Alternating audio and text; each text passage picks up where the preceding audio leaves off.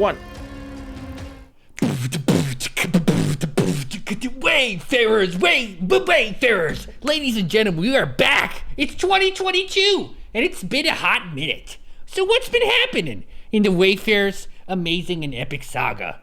Well, in Season 1, they made a bunch of mistakes, but the important thing is they made those mistakes together. In Season 2, they have been thrust through a portal forward in time to a very shitty era where conditions are bad. The village they were in was ransacked by a bunch of heckin' bandits, so it's their job to go and dispense justice. But the bandits' cave is not what it seems. Its deep and solid stone construction indicates something else is afoot. The team is deep inside. Find out what will happen to them on this episode of Wayfarers. Wonderful to be back and fantastic to see everybody. It has been a little bit. The holidays came and they went. It is a full new year since our last D&D session. It's 2022. First session of 2022, actually. But we were able to carve out some time and bring it back to play some Dungeons and Dragons. I missed you all so deeply, but I hope you all had wonderful holidays or, good times. Did you guys do anything fun? Anything interesting whilst we were on hiatus? It's funny you say hiatus, because I ate a lot of food. I ate a lot of food. It was holidays. I ate food. Perfect transition. Perfect transition. Yes. I spent Christmas times with the goblins. Ooh. Yes, you did. Yes. We had a fun time being snowed in for a day. And as he is a southerly goblin, he had no idea what all this white stuff was. He said, "Are those drugs?" I said, "No, that would be too expensive. It's called snow." And Is this where drugs come from? I showed him how to make a large snowbird, which is you get a circle of snow, you just roll it into a ball, put it on the floor, and then 2 more of those, and then you have a nice snowbird, and we called him Zephyr. Yes, we did. Yes. It was a good time. I think we had a fun time. Yes. He made a snow angel, but it was shit. It was pretty bad. I did my best. Listen, it was the first one ever, so you gotta cut me some slack. Yes. For a swamp dweller, it wasn't too bad, I suppose. Yeah, this is... What makes a snow angel shit? It's an angel's supposed to have wings, and a little robe kind of thing at the bottom. His was just it looked more like a pentagram on the ground. Oh, I've seen... That's a different sort of shit angel. The one I saw, he was drunk and he shit himself, so some of it leaked out. Well, it's a very goblin thing to do. Well, at least you got the first kind and not the second kind. I have missed you guys. So I'm so glad we're back. And that's it for episode 5 of Wayfarers. Have a good one, guys. We're done. Yeah. Take care. Bye-bye. We're going to leave Busey to clean it up, guys. Mm-hmm. Oh, fuck. You wouldn't know what the difference between the shit and him were. You can't clean up Busey if you can't tell the difference. Before we get too far on Busey, I will take it upon myself to do a recap of where we're at, because it's been like probably almost a month, I think, since our last session, maybe even a little bit more. You guys have traveled through the woods, the deep, scary, and treacherous woods, shall we say, fighting different combats, fighting some wraiths, fighting some zombie trolls, encountering a mysterious house with some murdered individuals in there, going on a bit of an investigation, Sherlock Holmes style. I believe, Mendax, you have the red gem that you guys recovered from that house. If I'm not mistaken, I think you have it in your possession. One of you guys do, but the one, it's kind of hurts your hand. It like heats up and deals damage to you if you hold it for too long. And you learned that is most likely a component to a sword, but you don't know where that sword is. You guys then kept going along until you reached your destination, the cave at which you were told these bandits are hiding out, or they've set up to be their base. And there was a dwarf, if memory serves, in one of the trees in like a cage, sort of like a warning, if you will. Left out to die. You guys freed him, and he's waiting there for you guys to return, just so you all don't forget about that. He also owes me a recipe. Yeah, what recipe was that? Wasn't it a quiche? Yes. Just to make sure you remember. Okay, yeah, perfect. Quiche. Yes. Yeah, Recipe of the greater quiche. Yep. Just gonna write that down because definitely I remembered that. You know, for sure, for sure. But he did give you a map. I believe you guys have a map of the dungeon that you guys are in now. I think that should still be set up on your setup, Neuro. I think we were able to see it last time, if I'm not mistaken. Yes. Maybe not. You guys dealt with some nefarious bandits outside. Didn't look too much of an issue for you guys to deal with. I think actually Pig maybe fireballed them and killed them all instantly. That could be. Yes, so we were outside. I killed 15 in one, yeah. We were outside of the bandits' cave, and I was thinking to myself, shit's about to go down. So what do? You're a barbarian. You go into a rage. And I was getting all fired up. You know, I could hear like the drums in my mind. I was in the flow, ready to go. Nigel just yeets all of them, and they all die. And I'm just sitting there, fuming mad, ready to fight, and there's no one left to fight. And then we get inside, and Nigel, he's just blasting everywhere. He blasted Mendax's eyebrows clean off. That's right, you did. You did accidentally hit Mendax. Yeah, I think it was back of the head, so I think she might have a bit of a bald patch now that she has me to thank for. Yeah, I think so. Is that what we decided? Okay. Though there was fire resistance, though. You've got natural fire resistance that made it half damage. So maybe the hair. I don't know what your hair is kind of. Well, I'm like. not turning around so anyone can see how it looks in the back. I'll just say it's a bit of a lower Friar tuck at this instance. You're on your way. You guys made it into the cave. I'm basically just trying to go through it so that I remember everything as well.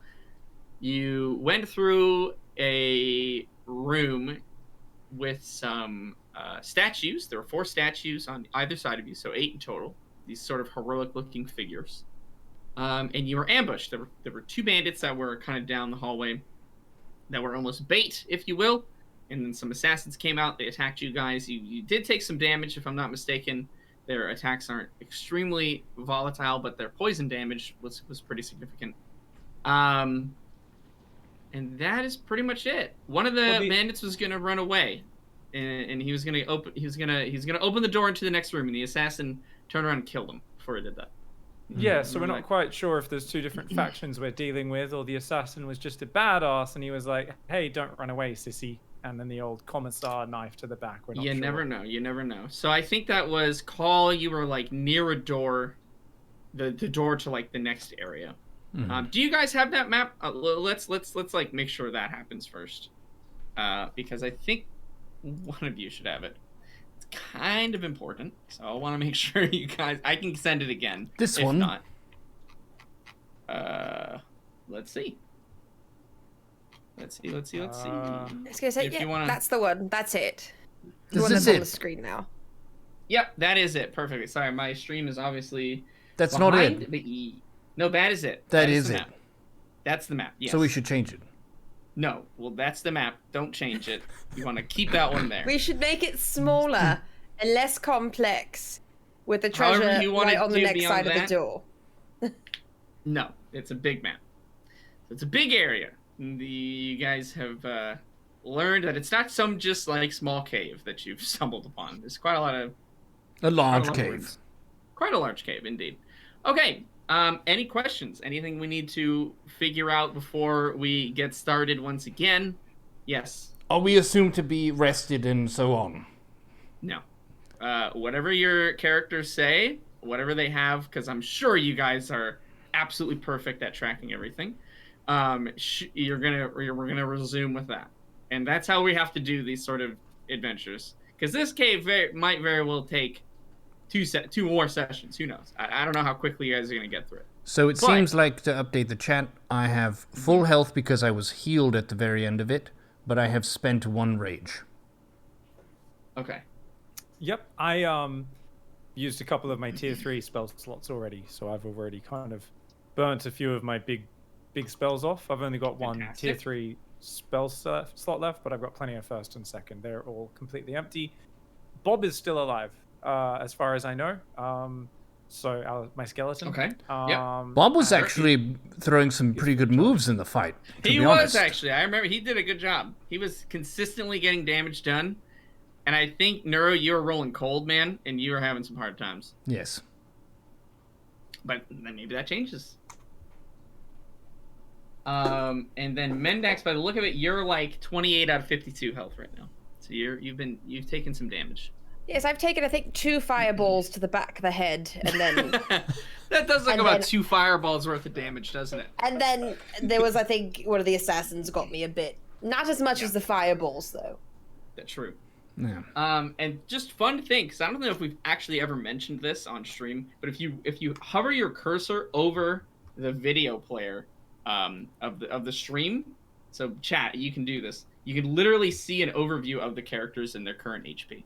So as long as Khaal, Nigel, and Mendax are keeping their HP updated and stuff like that, you can actually have a running kind of idea of what's the status of everybody, what's the HP. So, I don't know if we've ever mentioned that, so I figured we might as well do it. So we got it. So yeah, no, I think you can even click them. I'm not sure. Yeah, you can click it, and it brings up like a summary, and then you can even follow that through to scroll through and see the whole thing yourself. There you go. It just reminded me that I speak Giant because reading books in a tower, I speak Giant. I know how to read it and stuff. It's a fairly simple language, to be fair. Language is one of those things in D&D where you go, oh shit, I do speak Draconic. Yeah, what does he say? Yeah, I do know how to talk to this guy. No one ever like goes, yeah, I'm gonna learn all the languages of the land or something like that. That'd be kind of a cool thing for a character, though. I speak Orin. It's always a surprise. Orin, Common, and Infernal. You speak Orin? I don't even know what that is. Auran. Orin? What the heck? Is that like some sort of demon language or something? Orin. It's an you speak the elemental plane of air.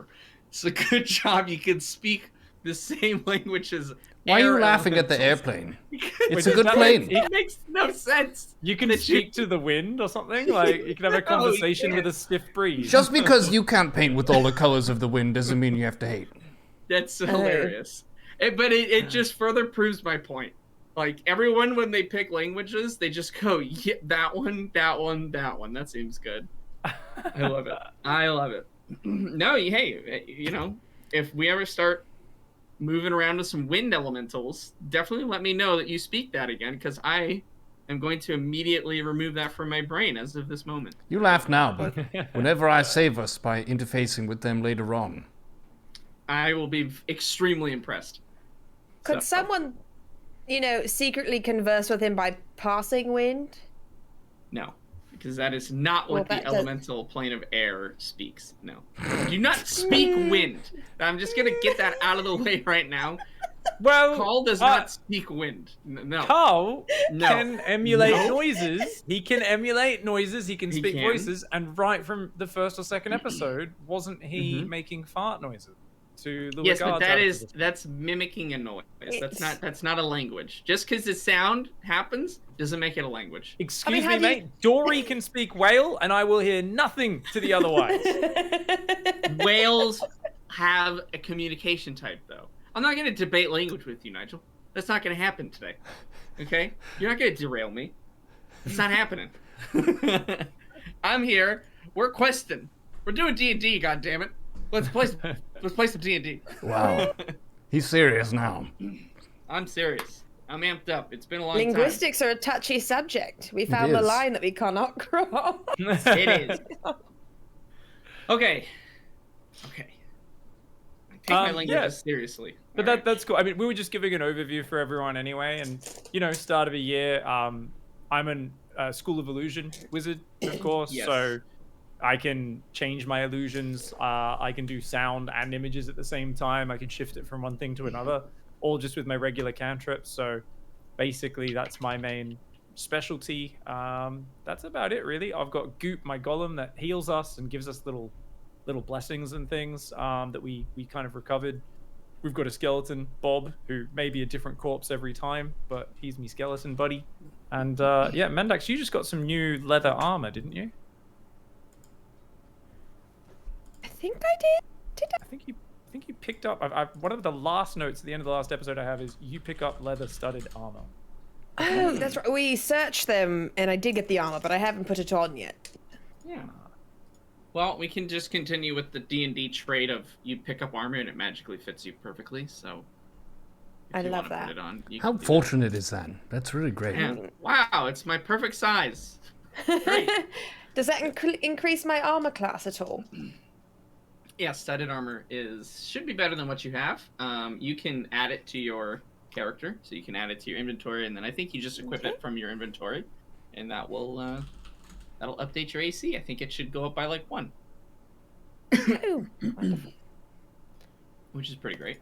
And Khaal, you want to do a quick recap for everyone for 2022? Just where are you at? What's the status of Khaal? So I'm a Kenku Birdbarian, and there was a questionable potion that I drank in a moment of chaos when my village was being raided. It had a bit of a demon soul in it, and on the label it said, "Do not drink under any circumstances," and it was ruled that I should be exiled. And the way that Kenku do that is I can not see any other Kenku, and they cannot see me. So it's a pretty cruel situation to be in. But I have the Path of the Demon. It's part of my Birdbarianness, where whenever I rage, that demon soul is raging within me, and I can do some different cool things, like have a crazy bite, or I can have some killer claws, or I can jump high, or climb stuff. Yeah. You've tasted just about all of the creatures of Tolmerak at this point, I think. At one Yes. point or another, you've bitten a lot of things, some of them made of rock. And the gelatinous blob. It was like Jello. Yeah, you have eaten some questionable items, and I've even looked over what that ability says to like, can you do this? Does it have to be like an organic thing? No, it does not. You can like rock elemental. Yeah, okay. Chomp. Okay, that seems a little ridiculous, D&D, but all right, if you insist, I suppose. It's demon magic. Don't question it. It's demon magic. There you go. And I am playing an NPC character this season, so all through Arc 1, or season, or whatever you want to call it, I did not play a character. But just to try to help round out the group, I am playing a Goblin Cleric by the name of Ribbons. Ribbons Fiddlesticks. And that's actually basically all you guys know about him. You do not really talk creepy. or... He's weird, but you don't know why. We do know that he prays to some evil deity, but the healing still seems to work, so we don't really question it too much. Yeah, you've not like tried to address that at all, which I gotta say, I'm a fan of. That's cool. That's good. Yeah, in the world we've kind of come forward in time to it's kind of that thing. It's like in this context it's not that weird. We're not gonna question Taking what you got. Yeah, it's, Don't yuck it's his kinda yum. like, if it's not trying to kill us, we're not gonna look twice. Exactly. All right, perfect. Well, it doesn't seem like there's any more questions, and everyone's brought up to speed. If you pull up the map again, just so that I can give you guys a little bit of context as to where you are. I should have probably numbered each of the rooms just so I could easily like look at number 3 or something. Maybe I'll do that before next time. That would have Use been really the smart. clock face technique. Yeah, exactly. So you guys entered from 12. There's like a stairs that's kind of just straight in the middle, and you walked up those stairs. On the right side, so looking at the map, on the right side, there's like a room. There's 6 other little squares in there. You encountered a door. That door was locked, so you decided not to pursue that any further. Towards the left, you see those 8 sort of black squares. Those are all the statues. That's where you guys fought. And then before you can get into the hallway, there is a door. Once again, that same door that the guy tried to open. The assassin killed him. And you guys have dispatched him. And that's basically where we ended last session, was you finished the fight. I don't think we even did any healing. So I think Ribbons will probably try to heal Mendax. Mendax, if you're wounded, I think you are. Yeah. So I'm quite wounded. Can he regrow hair? No, he can't. Bullshit healer. Fine. Wow. All right. Maybe you don't get healing. No, it's fine. It's fine. Never mind You know. then. So he will cast a simple Cure Wounds on you, because it's a kind of a big area here. So we'll try to. Oh, it did not heal for very much. It is going to heal you for That's what I get for talking shit. 4 or 5, which is the lowest amount it could possibly heal. So there you go. He heals you for 5 HP. My hero. There you go. I'll take it. It's fine. Yeah. Okay, what would you guys like to do? You have this. You have the information I've told you. Before you all is a door, which presumably from the map will lead you into a hallway. You haven't inspected that door at all. You do not know any of its properties. Behind you guys, again, is another door, which, looking at the map, leads into a very large room. So what would you all like to do now? We should probably, as you mentioned, inspect the door. Make sure it's not booby-trapped. Okay, who is doing that? I mean, I can go ahead and do that. I mean, although my perception checks are historically very not good. You're the most oblivious stealthy scout in the world. You. Yes.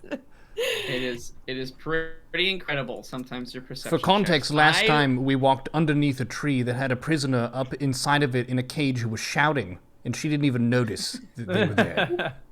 Was What that the is fact that I happening? rolled like 10 4s on my perception checks in a row? You rolled pretty terribly. That sounds about right. That was awful. In this case, specifically for this, for doors and things like that, I will let you use sleight of hand if you prefer, because it is sort of like a, it's like perception is more I would say the proper stat to use, but since you're inspecting a physical object, you can sort of touch it, feel it, if you will. Maybe I don't know. I'm just trying to give you a more benefit to your roll, to be very honest with you. Let's go ahead with the sleight of hand. I'll do it. Okay, sleight of hand. Go ahead and roll the sleight of hand check and let me know what you get. I got a 12. 12. So that's 12 total? 12 plus 12 total, yes. 12 total. Fantastic. You kind of reach out, you're looking, you're in a foreign kind of place here, so you want to make sure there's no traps. You do not see any traps on this door. Okay, guys, I fondled it quite extensively, and nothing's bit me so far, so I think we're pretty good on traps here. Okay. Well, thank you. I would always try to tinker, but sleeves of a wizard get in the way of these sort of things, so. In your fondling, you also find the door is locked. I didn't fondle enough then. Oh, no, wait, sorry. No, this door is not locked, actually. I lied. It's not locked. Ha! I'm trying to keep track of all my fondling. doors. There's a lot of doors in this place. This door is not locked. So Okay, should we use the door and open it? Yeah. I'll go ahead. I will open the door just a bit, slowly, making sure it doesn't creak or anything. Making sure it's not very sticky. Absolutely. You turn the handle. It's just kind of a simple, I'd say, knob on the door there that you can turn. As you do so, you hear a characteristic click, and you know that you have activated a trap. Go ahead and roll a dexterity save. That shitballs. Okay. In reference to where It's she is okay. standing, where is Khaal and Nigel standing as well? I'm standing with my arm over Bob, just kind of leaning on him back a few meters. So Okay, I'm going to try and shelter behind him if there's any time for a reaction. sure. And Khaal, where would you be? I would be maybe inspecting some of the poisons on these assassins and trying to figure out what's what with that. Maybe some. Okay, off to the side. Sounds good. So Nigel and Mendax. Nigel, you also roll a dexterity save. Mendax, I want you to roll yours with disadvantage because you are like right in the midst. Right there. Mm-hmm. Oh, well, I rolled the same thing twice, so I guess it doesn't matter. 10 plus 7, 17. 10 plus 7, 17. And Nigel, what did you roll? Well, when it comes to ducking and taking cover and hiding behind my animated corpse, I'm suddenly very quick and agile. 17 plus 2, 19. Nice. And if you'd like to roll a dexterity save for Bob, he's a skeleton. Is he a skeleton this time, or what is he exactly? Again? Yeah, I think I'm pretty sure he was a skeleton. He's a skeleton. Go ahead, just give me a d20 roll. I will tell 9. You all right, now that's not going to really work. Fantastic. So, both of you, Mendax and Nigel, are able to duck out of the way as a very sort of slight hissing noise happens from behind the door, and a large explosion happens. Mendax and Nigel, you both take 10 damage, which is half of what you would have normally take for successfully dodging out of the way. The door was trapped. So you sort of have shrapnel and wood splinters embedded into your side as you were jumping out of the way of the door, and you've singed even more of your clothes and maybe some of your hair. It's very loud. I don't have much of that left. It is quite loud. Is that the same door that the person tried to run away through? It is exactly that same door. Oh. That's why he killed him. One would surmise. Bob, I'm going to tell you, did not make it. He is dead, for sure. Well, good human shield. And you helped us in that room. You did good, Bob. You helped us out, mate. Well done. Could you reanimate one of the assassins? I could. It wouldn't be very assassin-y, though. It would basically just be Bob again. That's why, it's always Bob. And I'm running low on juice, so my wizard juice is running a little bit light. I think I'm going to save it in case there's an emergency. Save the juice. Yeah, that's I'm going to need you to always refer to it as your wizard juice from now on, please. Some people call it magic or mana, but wizard juice, I guess that works. Mana, yeah, wizard juice. It's the same thing. Please yell out, "I'm feeling juicy," before your next big spell. Well, I've only got one third spell slot left, so my next fireball, I'll have to get all the juices and you expend them all at once for that. It'll be quite the explosion. I will say, as Mendax and Nigel were being wounded, Khaal, you said you were inspecting the assassin's poisons. You cannot really tell what it is or what it's made from exactly. You know that it hurt quite a bit, but that is as far as your, I would say, alchemy can really teach you at this moment. But it's a good poison. Yeah, it hurt a lot. So yes, it would kill lesser people instantly, more than likely. So it's a very potent poison. You did not, when you guys, I don't believe you found any of it when you inspected the corpses. I don't know. Mendax might have some. I'm not sure if that's how that worked. Okay, then no. Okay, an explosion happened. It damaged our poor Mendax and Nigel, and that is that. The door is open, though. So, hey. So we could proceed. You can. Well, I should probably go first since they're toasted. They're a bit toasty. Yeah. Do either of you guys need healing? I would very much love some healing. I'm gonna go sidle up to Ribbons and ask him for a bit of help. Sure. How damaged are you, shall we say? I'm at 23 out of 52. Okay. And you took some damage too, right, Nigel? I am. Ribbons, I'm not sure if you have any area healing, but it's probably not worth prioritizing me. I can get a goop to touch me up if I need it, but there's no mortal wounds here, so I'm low priority. Keeping Khaal healthy is always the most important thing. He's the one who's up front and center. He's gonna bust one of his spells because it's gonna heal both of you guys. So he'll do that. Let's see. And he heals you both for 15 total. Damn, thank you, Ribbons. That feels much better. Of course. Happy to be of assistance. The room is open. The door is open. Khaal said he is going to go first. You're definitely not sure if anybody heard that explosion. It was fairly loud. It could have just echoed in your room, but hint, hint. Okay, we should be. It's not like we can hide. Anyone who's in here definitely heard that, and unless they have lots of booby trap doors, they definitely know exactly where we are. So we're going to want to get through this door very quickly. And hopefully there's some place behind it where we can, I don't know, just get them in a hallway. Minimize the effect of their numbers.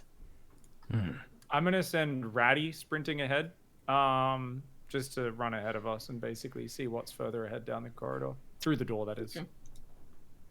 Yeah, sounds good. You run Ratty down there, and basically the hallway branches off. It goes straight, and then there is a dive to the left.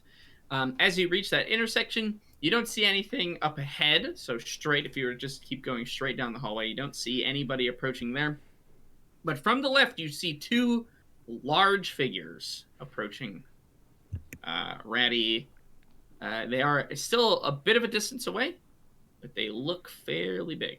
They are humanoid in shape, and they both are wielding sort of these big axes. All right, we've got two large humanoids coming with axes from the left down the corridor. Well, if they're gonna come to us, then we could set up an ambush here, no? Sure thing. I could be on one side of the doorway with my scythe like this, ready to go. Then they come in, I chop them. And I can be on the other side with my rapier, ready to stabby stab. Yeah, I'm gonna go into behind Carl's side, press up against the wall. Ribbons, come with me. I'm gonna kind of, since Ribbons seems pretty,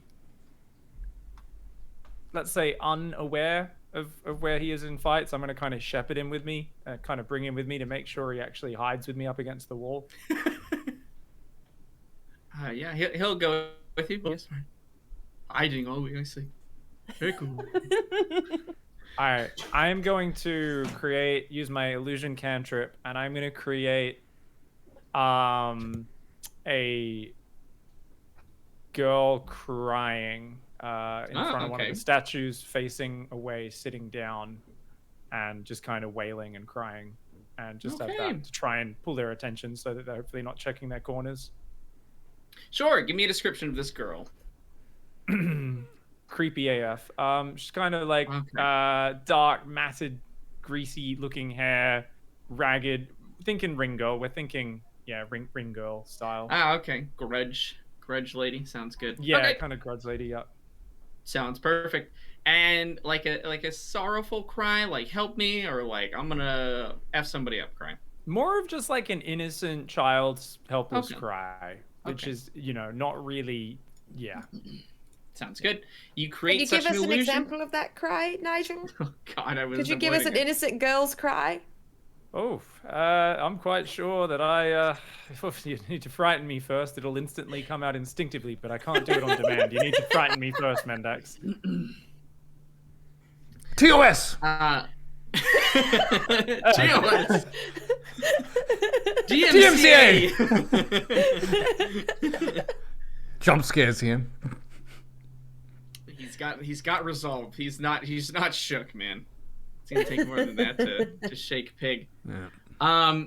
Okay, you create the illusion of such the description, and being that you are from the illusion school of wizardry, you're able to elicit a sound with it as well. So it is a very convincing, very very realistic and real looking illusion.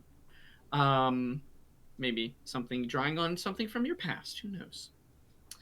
So you're all hiding in your various spots, and you can now hear the sort of thuds of these like footsteps. You can tell they're very large things that are moving towards you. And they walk through the opening. I'm assuming you put the girl kind of maybe midway into the room, or A little bit away from you guys. maybe just past halfway, not right in front, because I really want to lure them in, basically, with a. Yeah, absolutely. And they step into the room. They sort of look at the door that's around them. As they both are able to walk side by side. They probably stand at about 6'5", 6'6". They're very large, very muscular. They almost look like gladiators. They're not wearing really any shirts. They have a very simple kind of like hide kilt on, if you will. They have like a metal sort of helmet where you really can't see their face, sort of just very, very narrow slots for where their eyes are. And they both are wielding these two just hefty war axes. And they are walking into the room. They're well, actually, you know what? Let's give them a chance here. What is your there is a chance that they can see through the illusion, right? So what's the what do they have to roll for that, Nigel? I think it's if they probably inspect a it, I think it's just perception. Let me just double check it. Okay. Investigation, intelligence. Yeah. That's not great for them. So they are going to do their best because they certainly are investigating what's going on here. Let me take a look. You said it's intelligence? Okay. Intelligence investigation check. And it's against my spell save DC. Okay, what's your spell save DC? So what number are they trying to reach? So my spell save... would that just be my intelligence modifier, or is there a specific spell save normally?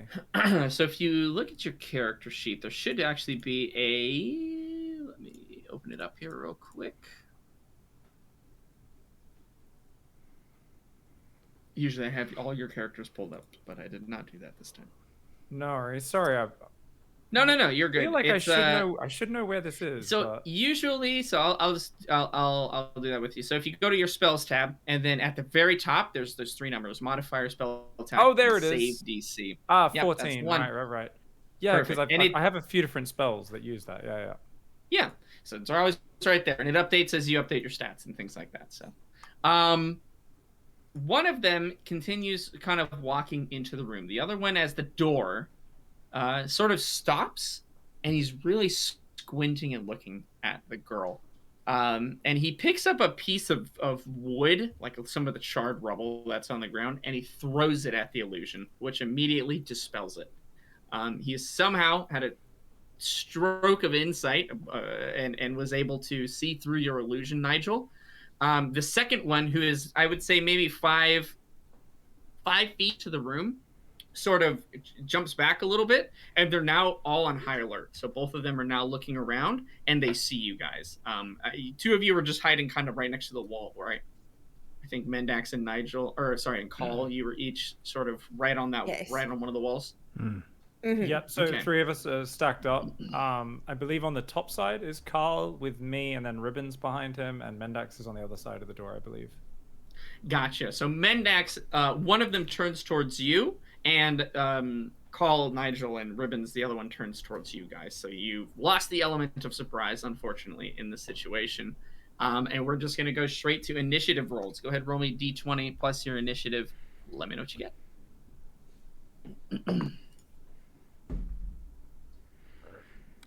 I got a 9 total. Damn. 11 total. 6. You guys are not very fast today. We thought We just got blown up. 9, 11, and 6, right? So Khaal got an 11. Mendax got a 9. Nigel got a 6. What did Ribbons get? Let's find out. He did not. He's not going very quickly either. He also got a 6. But that's plus his initiative. Let's see. Does Ribbons have any sort of initiative in this world? He has 1. He got a 7. Look at him. All right, fantastic. The Berserkers, as we'll call them, yell out very loudly, assumingly going into a Berserker rage. Khaal, this looks very familiar to you. They each sort of, their muscles tense. You see veins kind of popping through. And they go into almost an inhuman rage. As you're familiar with, they look to be like barbarians. And Khaal, you're in the front where your stack's at, and Mendax, you're in the front, just kind of on your own. They're each going to attack both of you guys. So, do we know? Sorry, did you say they were human? They are. They're humans. They're large humans. Okay. Sorry if I didn't say that. Yep, both of them are humans. Think of like gladiators. And they're in kilts, so... They're in kilts. They are. Putting that out there. No Yep. armored cod pieces here to protect anything, if you're aiming fireballs. True bravery. Let's see if we can punish it. Okay, and they are going to both be reckless, which will give them advantage on all their melee rolls, but all attacks against them have advantage as well until their next turn. So they're going to play the risky bisky, if you will. Khaal, one guy is attacking you, and what is your armor class, my friend? 17. 17. He brings the great axe down, and just narrowly you are able to sort of sidestep away. You feel the ends of some of your feathers getting clipped by the bladed weapon and fall to the ground as you're very truly just barely missed by that attack. It hits the ground with a very large thud and crash. It splinters the tile, in fact, just from the force of the weapon. Mendax, what is your armor class? I am 16. Alrighty. This one, unfortunately, is able to hit true as they bring the full weight of the weapon down. You are able to sort of reduce the damage from the blow a little bit, we'll say, but the weight of the weapon comes down on your arm, sort of crushing your shoulder slightly, and dealing 9 damage to you. Could I use Uncanny Dodge? Sure, what's that do? Any attacker that I can see hits me with an attack, I can use my reaction to have the attack's damage against you. You sure can. And look at that. So you'll take 9. It's always round down, so you'll take 4 damage from that attack then. Absolutely. But that's your reaction spent for the turn. Yeah, and you are, just like I said, you're able to. You're sort of able to reduce the damage from the blow, sort of move with the attack in a way so that it doesn't absolutely just crush your shoulder.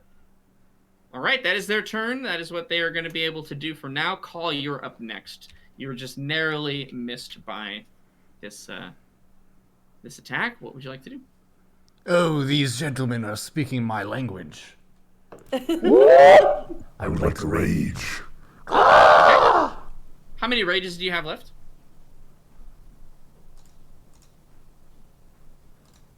2 after this one. Okie dokie. You go into a rage. Your similar looking effects. Your muscles tense up, and your form becomes quite large. What is the aspect you're going to take from your barbarian ability? So my thing for the day, I think, was climb, and my abilities are bite and claw. Okay, you take both bite and claw, or do you need to select one? I think you need to select one. I believe they're both available to you. But if memory serves, you have to choose which one you want. Sure. I could be wrong, though. Let's go with the bite. Okay, you go with bite. Sounds good. All right, you are raged up, my friend. What would you like to do?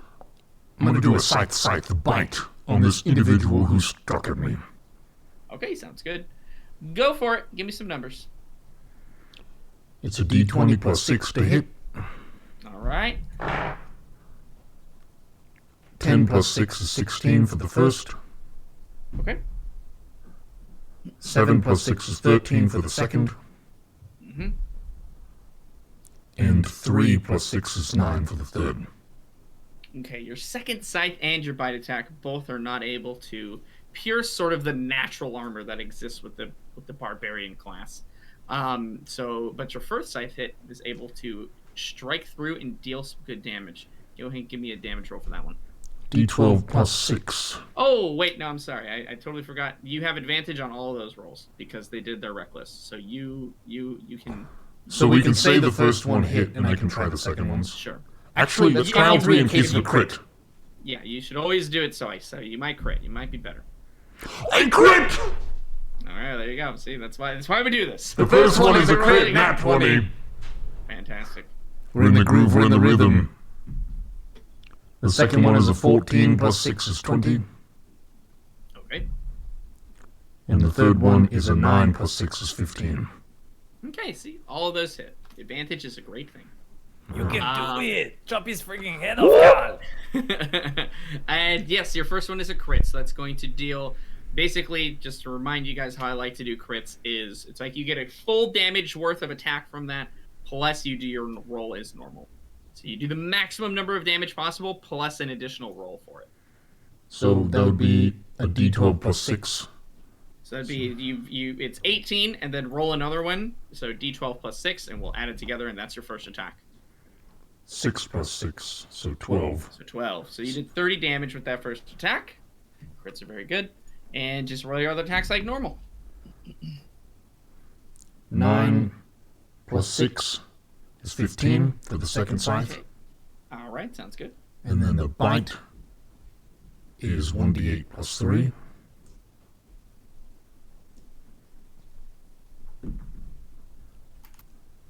Seven plus 3 is 10. Okay, so that was 55 points of damage total. Done. Yeah, you absolutely go to town and just demolish and put this guy in a very bad shape. He's barely alive, and I say that because you've chopped off one of his arms and you have a gigantic gash that's going across his chest, which looks like he is going to die in seconds, but he is, for the moment, still alive. And if you had any damage, I believe you heal from your bite, but I don't think you actually have any damage, so maybe you don't need to. So as a bonus action, I would like to go, what? And in my turn. Yep, you do that.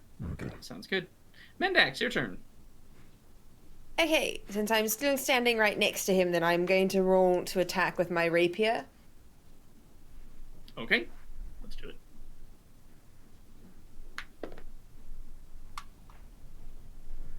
Okay, well that was the first one, but it was a 20, so I don't think I need to roll it again. I mean, you could just style on him and double crit. Fuck yes. It doesn't gain you anything. The second one was a 1, so we're going. You burned a 1 out of there, so that's good. Lovely. All right, so you got a crit on your first one. Are you doing any additional attacks? You do have 2 weapon fighting, so you. Oh, that's true. Yes, my dagger with the other hand. I actually thought. Sounds good. Okay, so rolling for the rapier, 1 d8 plus 3. Okay, 5 plus 3 is 8. So that's for the rapier.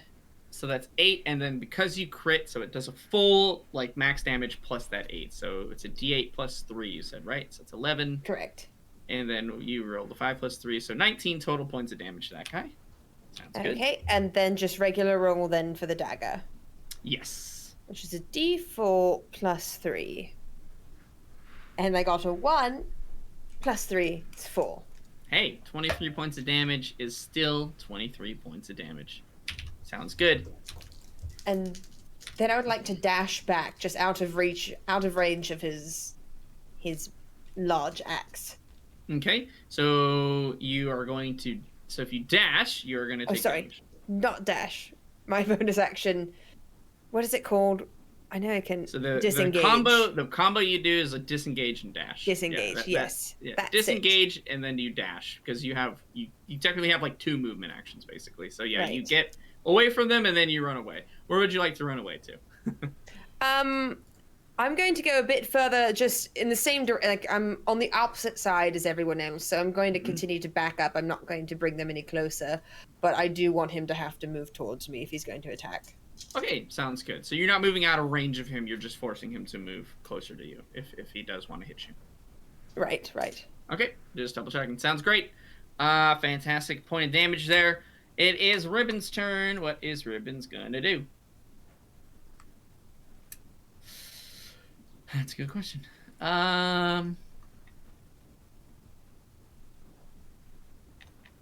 He is going to...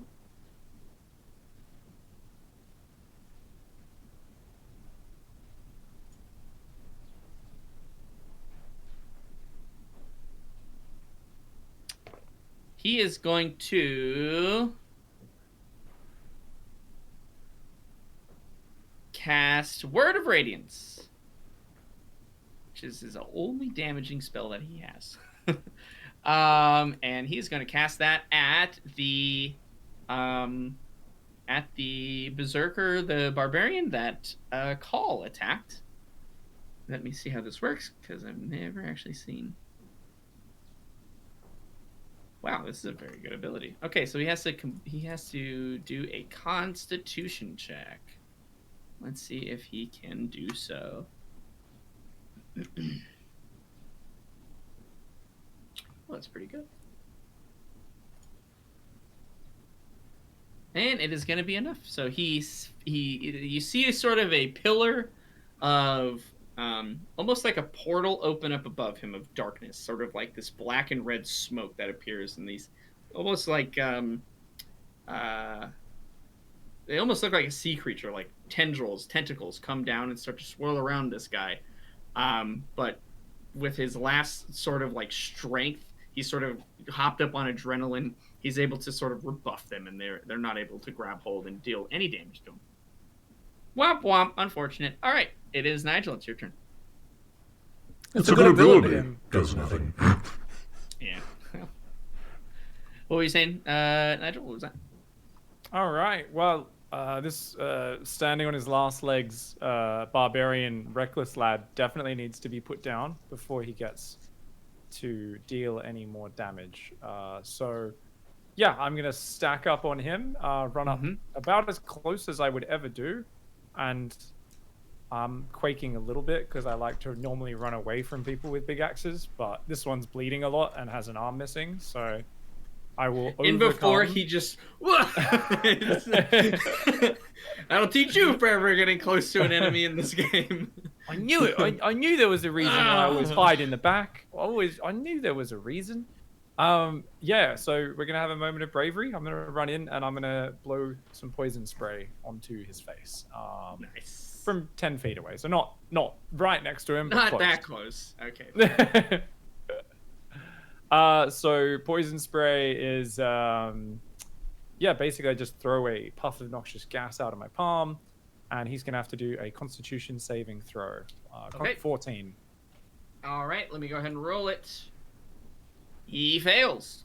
He was not able to do it. The last strength that he had was in not getting taken by evil demon tentacle gods. But right. Not able to resist your poison. 2d12. 2d12? Jesus Christ, okay. That's a 9 and a 7, 16 damage. Alrighty, you move up with the closest you've ever been to an enemy in your entire life, and you blow this sort of noxious cloud, this green sort of swampy mist almost, that sort of floats over towards him.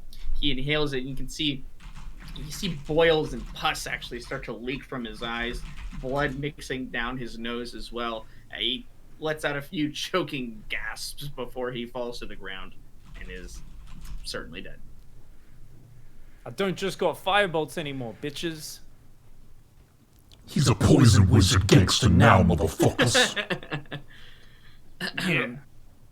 That might be the first and last time you ever see me get close enough to an enemy to use it, though. So it's still going to be a lot of firebolts. Yeah! Nigel is scared of being attacked. Just wait until they're mostly dead and going for the kill shot, you know what I'm saying? That's what I do. You chop anybody's arm off, I'll be there to finish him, okay, Khaal? We work as a team. I scurry away and put as much distance between me and the other barbarian after that, by the way. Yeah, sounds good. You move to the back corner of the room, which is about as far away as you can get from him right now. The other barbarian looks over his shoulder and sees what happens to his friend. He throws down his axe and is trying to run towards the exit. And I'm going to shoot at him with my bow. Well, you can do that when it is your turn. But he has run 60 feet and is basically out of the room. Oh, I'm sorry. Were we fighting Usain Bolt? Like what? You guys can run 60 feet. How can he be this large and this fast? This is not fair. 60 feet is a normal speed. If you do your movement and your action to both move your full distance, that's 60 feet. He just ran as fast as he could. He does not want to die. This cause, whatever is happening here, is not important enough for him to die like his friend just did. So he's fucking running away. And he's bolting towards the direction you guys came from. What you do at this point is your choice. But Mendax, you moved away from him, so there's no opportunity attacks. Nobody is near him to hit him. He is running away. I was by the doorway. Would I not be within 10-yard range? I'm gonna say no. That does kind of make sense, I guess, because it was the guy that came in on the left that was fighting you, so there would have essentially been a little bit of distance. Yeah, he moved a bit closer to where Mendax was standing, so there was a bit of distance between you guys. Yep. Khaal, it's your turn. You can see he's basically almost out of the room, so it's up to you, whatever you want to do. Can I scythe teleport in front of him to block? No, the scythe is 30 feet total. Oh. So you'd have to move and then activate it in order to do that. I don't know if we should pursue. Feel like Up to you guys. if he just runs all the way out, that would just be a waste of our time. Unless he's running for reinforcements. But then again, we did, There was a huge explosion, Yeah, so they probably already know. He doesn't even have any pants, so... Yeah. My desire to chase him down is much diminished. We should look forward to this dungeon for people with pants. Only waste your energy killing people that have pants and shoes. These guys have no shoes, by the way. They're Oh, Peasants! hard pass. Well, we could just keep going. Why not keep going? Right, Why I not? vote keep going. Okay. You let him run away. Go ahead. Before he goes, can I search the other person? The dead berserker? Yeah, you can do whatever you want. I'd like to search them very thoroughly, and then I'd like to flip the kill taupe up. Just to see. Okay. I mean, they have Leave it flipped up. Sure, they have like a pants that's there, like kind of like a wrap. So they do have pants. Yeah, I mean, it's not like super. It's not super uncommon for people to wear kilts and then also have like something underneath still. Oh, like a loincloth. Yeah, exactly. Oh, that's fair. It's PG-13. What are we doing? Since when? We get one F-bomb per session. It's always been that way. You guys. We're 8 F-bombs deep, my friend. Yeah, we are at this point. We are at this point. No, you've beyond the plate helmet that he has and the axe, you find nothing on this person. Okay. I don't know if you want a plate helmet or anything, Khaal, but this man, even under his kilt, has nothing. So I'm uninterested. Wow. It's very mean to a guy that had his arm chopped off. He was asking for it. He actually wasn't at all. Isn't that the one that... Well, he's helping the bandits that are stealing from these poor people and driving them into starvation. They're hanging people in trees. You don't know his life. You don't know his story. You never stopped to ask. We know how his story ends. Like Ken. Yeah, you do. Yeah, it ended with poison spray in the face. Was he the one that threw a piece of charred wood at a crying girl? He is, yes. Yeah, what a dick. Well, he detected it was an illusion. He just didn't go, oh, look, a crying girl, let me throw something at her. Yeah, okay. All Those right, guys have burnt down enough villages before they knew what real NPCs. sadness looks like. All the bad guys are super uninteresting. They're just straight up evil guys. That makes you feel better about yourselves. I'm on a bird flu rampage. Let's keep going. Okay. Yeah, you can move through the opening. There is no further enemies walking down the hallway towards you guys. I'm still raging, so I would be moving. Let's go. You are. Yeah, it's gonna wear out pretty quickly. But you can go forward. Do you want to head towards the left? Do you want to keep going straight? So they came from the left, and then straight ahead there is a room. Looks to be fairly empty.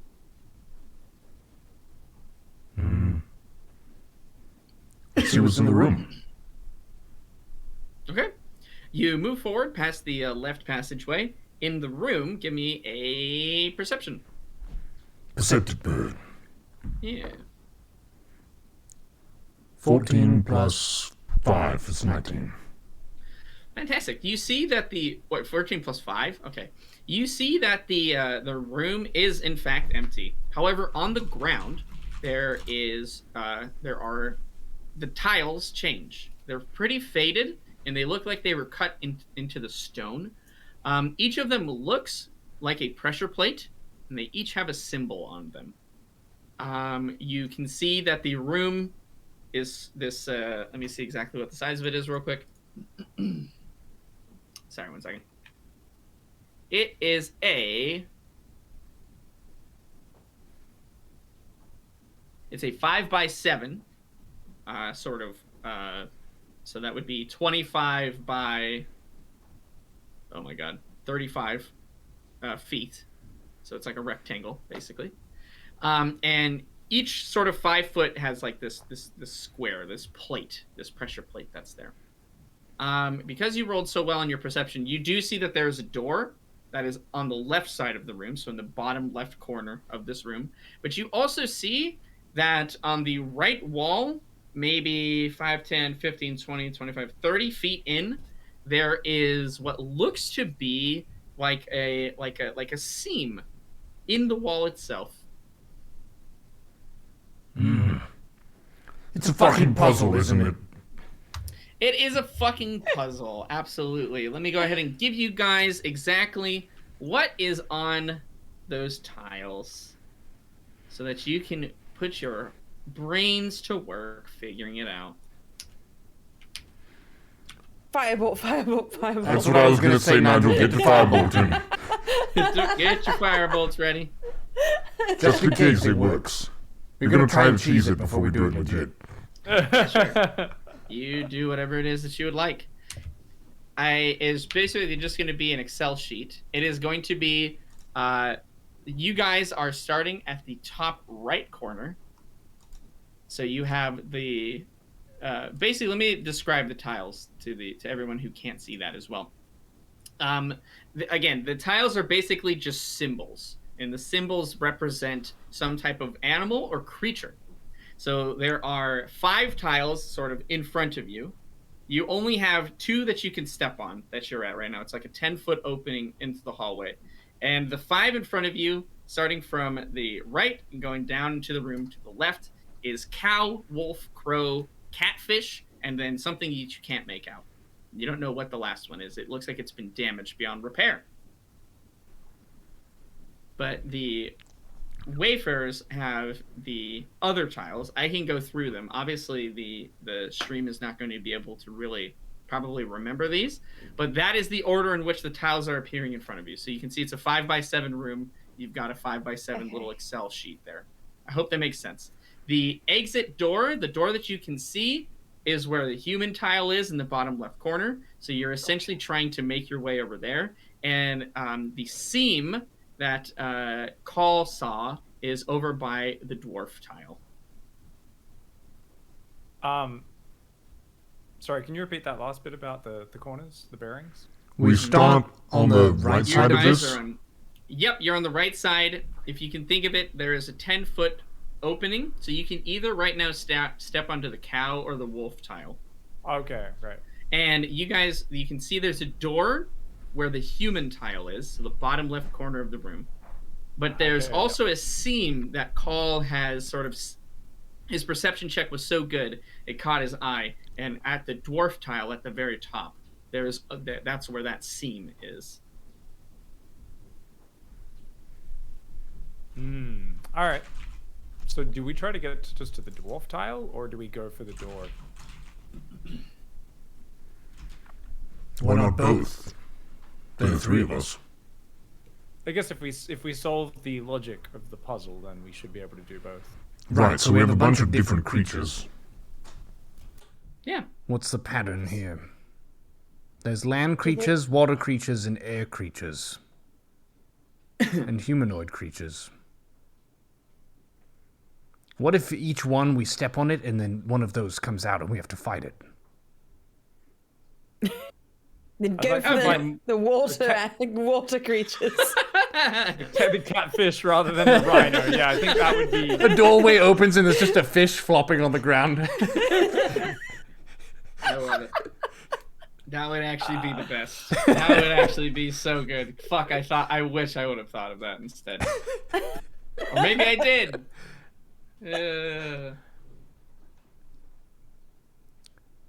Well, we might as well just test the first one and see what happens, because we don't know what these even mean. Yeah. Which one would you like to step on? You guys have any objections if I step on wolf first? It's my favorite animal, so I'm happy for you to experiment. I'm simply going to write in my notepad here and try to come to some logical conclusions on my own for a moment. All right, I'll be the guinea pig. I'll step on wolf. Sure. You step out onto the tile. It has plenty of room for you to just be on that one, so no need to worry about accidentally stepping on any of the other ones. And you feel sort of a little bit of a whoosh of air as the pressure tile kind of clinks into place into the ground. Some dust and particulate rises up from the ground. It's a very sort of dusty room, shall we say. And nothing happens. Well, then I will go step on cow. Okay. You step on the cow tile. As you do, it once again sinks into place. Some air sort of rushes out from the bottom of the tile. But you also feel some slats open up beneath your feet and spikes jut out, and they deal 10 points of damage to you. That's a bad one. I will jump back over to wolf. You do so. This time, the wolf tile. No, I'm just kidding. You step. It is what you could presume to be a safe tile. The spikes retract back into the cow tile, and it looks as if you've never stepped on it. There is a little bit of blood there from where it pierced your feet. So the animal, in my opinion, that was less dangerous had a worse thing happen. So if that's the case, then probably shark next. Can I move diagonally? You certainly can move diagonally. You could even, I'm just going to throw this out there. I don't know if I should tell you this. You can jump if you really want to. Like, you could probably jump like 10, 15 feet out into the room if you really desired to do that. But yes, you can definitely move diagonally. Okay, I will go from wolf to shark. Absolutely. You step onto the shark tile. Dust rises from the ground. Again, you feel like almost like there's a pressure of air that's almost releasing from beneath you.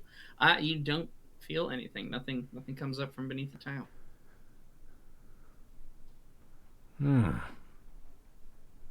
Well, our theory is working so far. I'll try. What do you think? I think a kenku is the most dangerous here, but conventional wisdom, I'd say the bull is. Or the gnoll. You've Gnolls gone are wolf fairly onto. dangerous. I went from Onto wolf to shark. shark and nothing bad happened. Aren't gnolls like big beastie things? I would pick a kenku, yeah. Just as a different category of animal. Or creature. It's not an animal at all. That's but, true. yeah. That is true, yeah. If we're just sticking with animals, then yes. Actually, maybe if I'm a kenku on the kenku, we could get bonus points. Indeed. Maybe. Well, I'll try it. Not. I'll get on kenku. Okay, you step out onto the kenku tile and you feel safe. No spikes jut out. Kenku are the best. They're pretty good. From here, can you? Do you think you could make it to the penguin tile, or is that too far?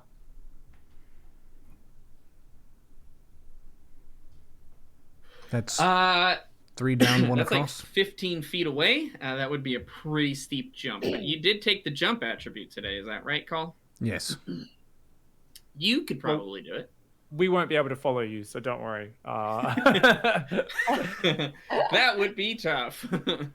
Mendax might be able to, but yeah, me and Ribbons and Goop will just be hanging out. All right, guys, have fun. Have fun storming the castle. We'll be over here once you're done. Then I will jump to Penguin. Okay. What does your jump ability tell you in the? Jump ability. Jumping, bestial soul, special, demon soul. When you jump, you can make a strength athletics check and extend your jump by a number of feet equal to the check's total. Let's do that.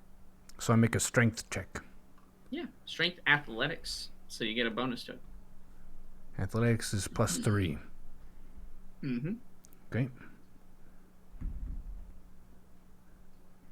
8 + 3 is 11. Okay, so I think a normal jump that people can do in D&D, not 100% sure, but I'm going to assume it's like 5 feet. So you can add 11 to your 5-foot jump. 16, plenty. You jump to which tile again? Penguin. You land, and with ease, you are not impaled by spikes. How troll would it be if I just made one tile the spike tile, and all the other ones are just like totally fun? It's a nice DM.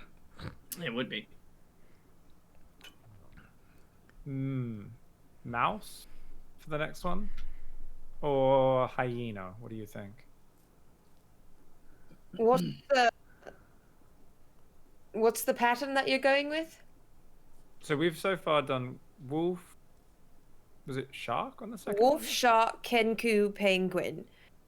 But I'm just wondering what the pattern between those. I was thinking all just different categories of animals. Gotcha.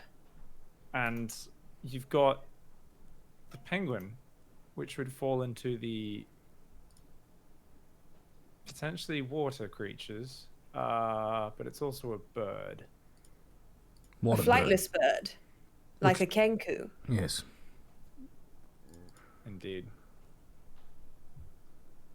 Shark and wolves are both the apex predators of each of their categories.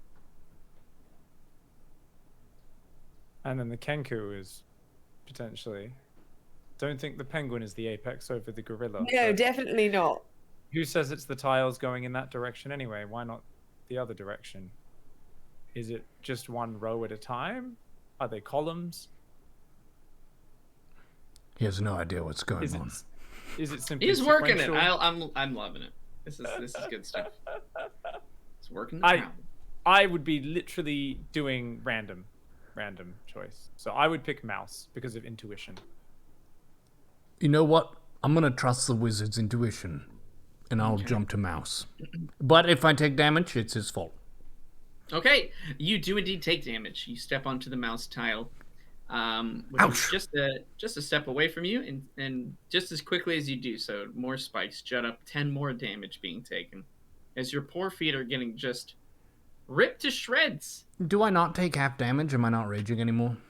No, you're definitely not raging anymore. Oh. It's only a minute. Minute's not that in combat. A minute is a long time. In like normal play, minute is not long at all. No. That probably passed at the cow wolf stage. Yeah. No. So I'm back on penguin. Well, if we're going with carnivorous things,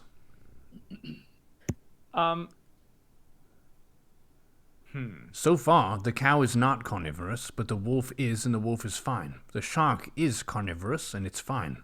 Kenku is also carnivorous. It's fine. The penguin is carnivorous. That's fine. The mouse is omnivorous. But it's not fine. So The the goat is an hyena or the- herbivore. Camel's herbivore. Just dragon and hyenas Dragon are and carnivorous. hyena. Yeah. Should I try the dragon? But what if a giant dragon comes out? We could fight it. Okay. Okay. Yeah, that laugh. We'll just tell the dragon to land on cow. Stab it to death. Yeah. There you go. 10 damage. 10 damage. Like that, dragon. Okay, I'll jump to dragon. You step onto dragon and you take no damage. Ah.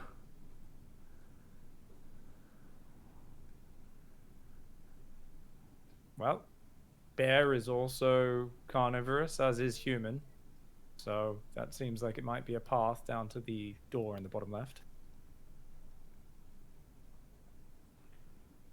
Okay, well, I can try bear. I'll go to bear. You step onto bear and you're fine. Then I'll go on to human. You step onto human and you're also fine. You're at the door. Excellent.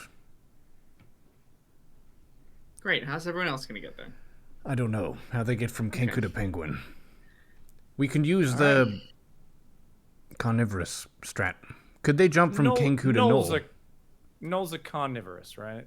Definitely. They're like big beastie things. Okay. I would say if you're unsure, Nigel could probably do a check and recall information about an extremely basic creature of this world. I mean, I've read a lot of books, so yeah. All right. What do I roll for? It's just intelligence. We'll just do general intelligence. 19 Yeah, plus like a billion intelligence. It's a 25. Like the first thing you learn about gnolls is that they're carnivorous. Awesome. Oh yeah, that's right. The second thing you learn is that they're carnivorous. That they're also carnivorous.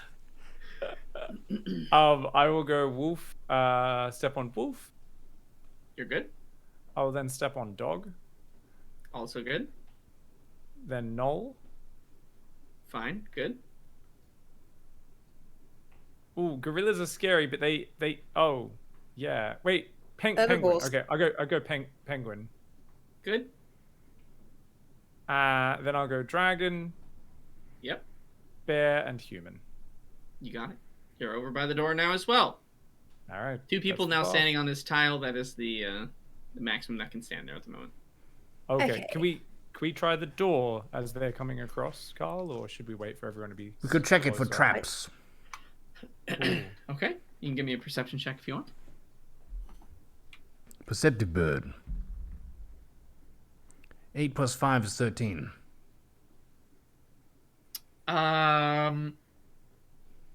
You don't see anything. Did you see something?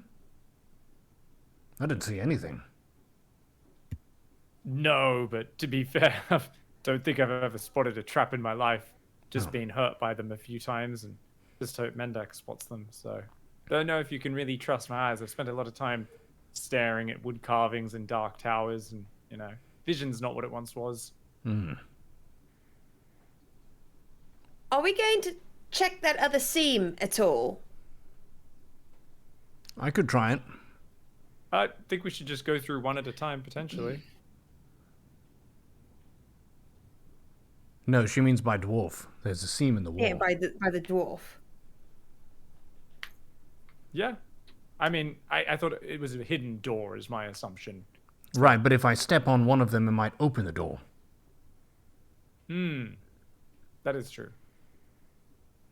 I thought there just might be a way to open it once we go stand on dwarf and inspect it from closer. Can I go jump onto bear and then jump onto seal? Yeah. You can step on bear. Bear is fine. And I jump to seal.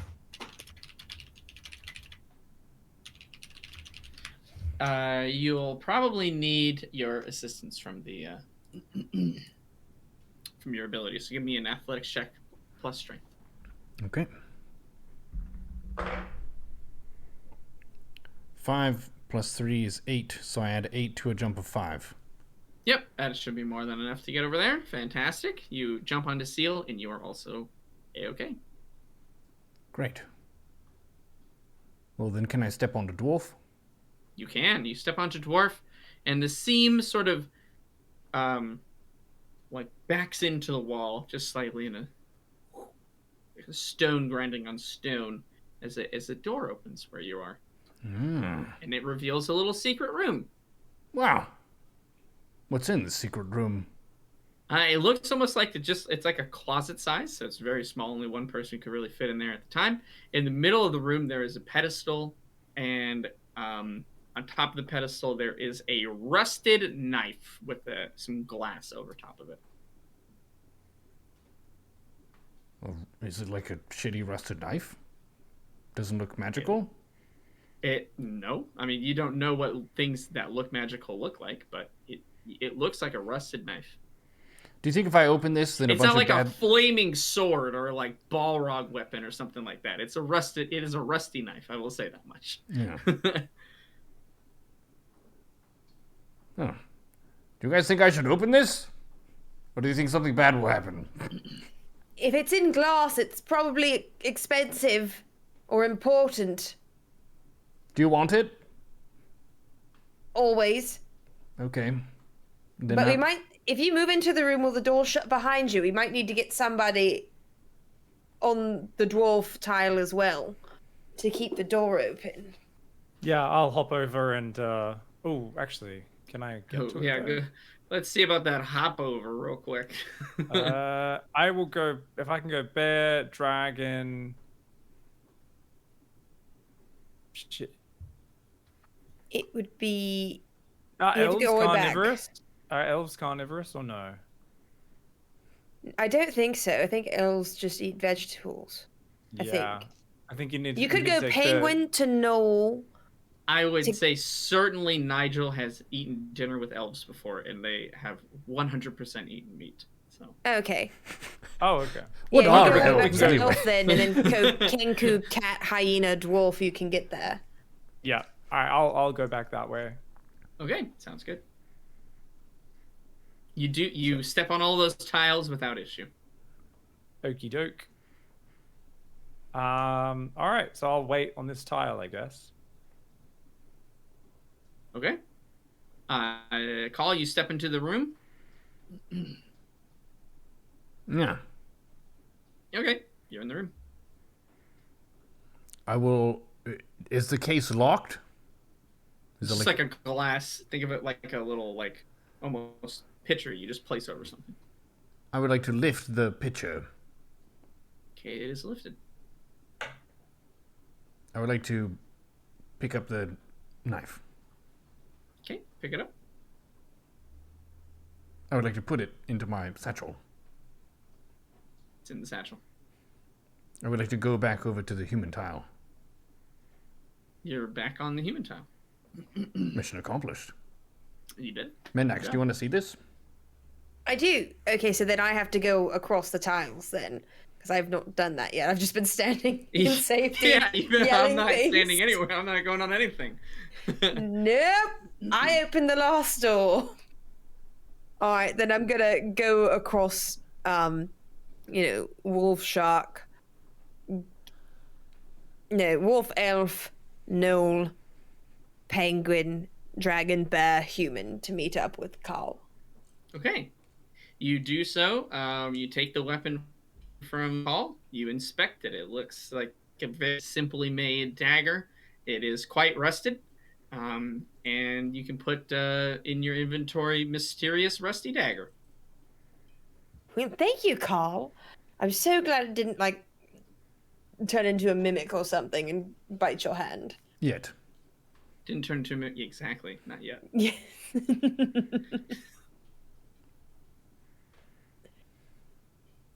Mysterious rusty dagger. Hmm. Do you think it's as powerful as Nigel's spoon? Could be.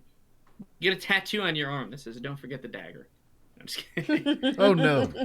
Just I a wish- joke. I wish such suspense upon nobody. Oh, he's still grumpy. I still can feel the phantom spoon sometimes down in my giblets. So used to it being there. Not quite used to it being gone anymore. Oh, that's great. Poor Nigel. Phantom giblet spoon. We should get him another spoon. Right, maybe we can. I mean, I'm sure it won't be the same, but just help wean him off of it, you know. Yeah. Maybe a fork or something. Be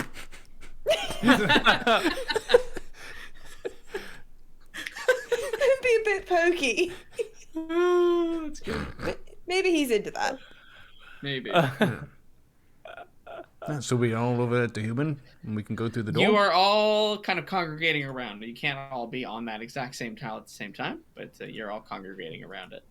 Yeah.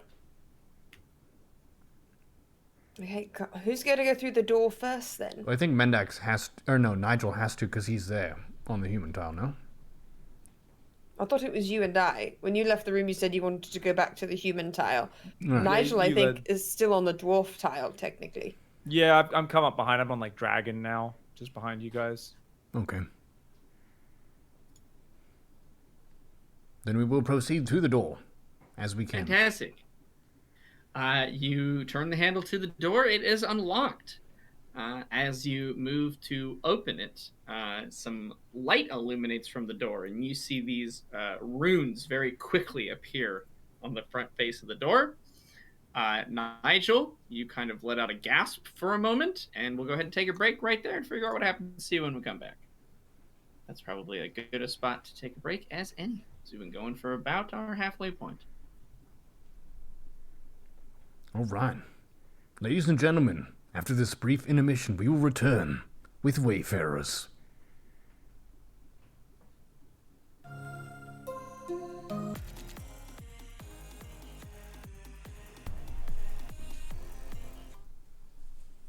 Ladies and gentlemen, ladies and gentlemen, shit. Welcome back to this episode of Wayfarers. This is episode 5, season 2, and the team has just dealt with bandits and a heckin' puzzle. We continue with Wayfarers. Welcome back. Khaal, you just solved the puzzle, and now you get your reward. You open up the door. Runes, mysterious. You're unsure what they mean, sort of appear very quickly in a cascade, almost taking the frame of the door as well. And a large one appears in the center. They grow a very sort of light blue, very brightly as well. And it flashes very quickly before you have too much of a chance to react. Give me a dexterity save, my friend.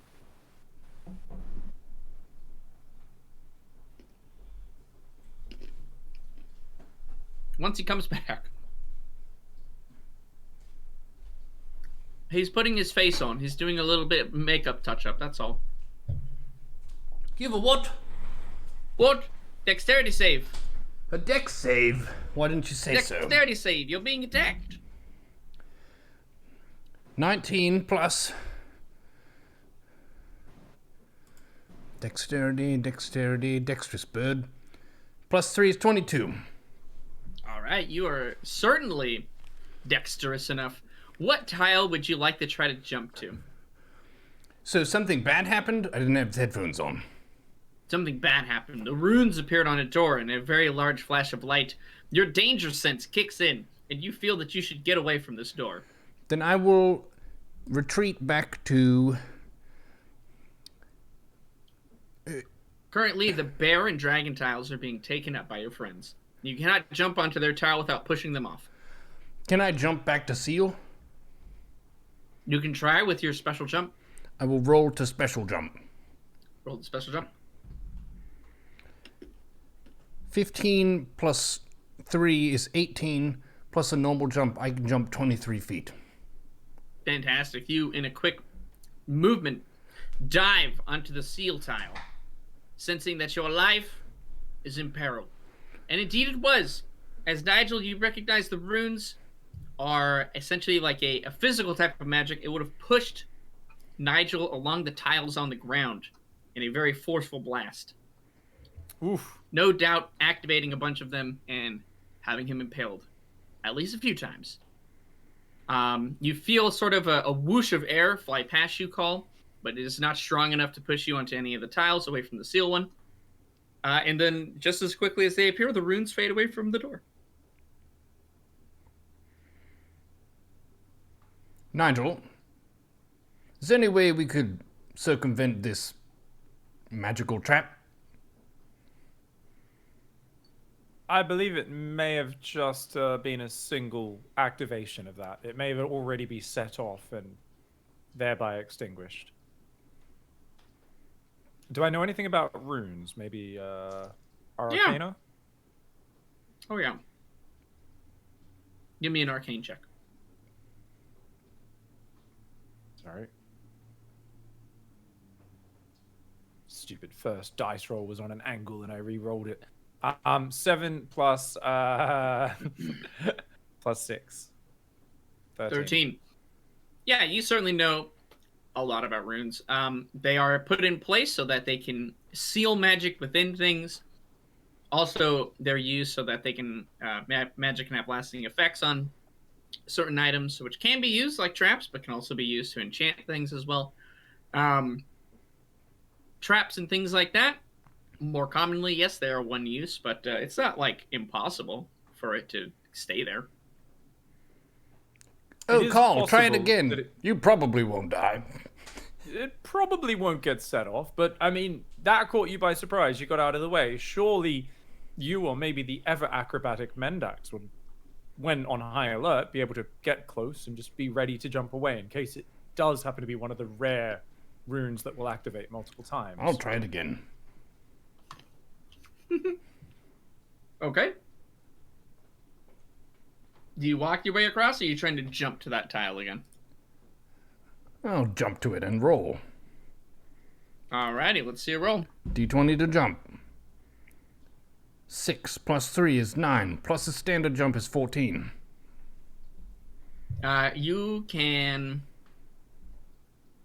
You are just shy to hit the human tile. Well, no, actually, no, you should be fine with that. I apologize. You're good to go. That should be fine. I thought it was a little farther away. I thought it was one more tile away. You hit the human tile, and you stick the landing. 10 out of 10. Ho! And I will attempt to open the door. Open the door. Yeah, you open the door, and it opens. And it didn't explode in my face? Nope. Not even a little bit?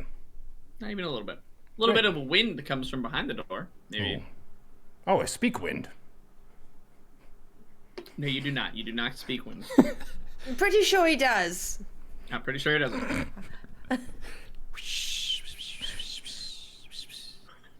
What would that mean to Khaal? It would mean nothing. It doesn't mean anything. He's saying nothing, and he's speaking no language. Oh. He's going. So what you heard is exactly what Khaal heard and exactly how he interpreted it. Perceptive bird. No, it literally anybody could have heard that and made the same conclusion. You're just trying to steal my thunder. I will proceed into the room. I'm definitely not trying to steal your thunder. I'm just trying to make sure it's as accurate as we can get it here. I just want the audience to know how bold that move was. It was not bold. No, it's not bold. Trying to interpret wind as a language is not bold. I refuse. Okay. You open the door. It swings open, and you can see that it leads into a little bit of a hallway.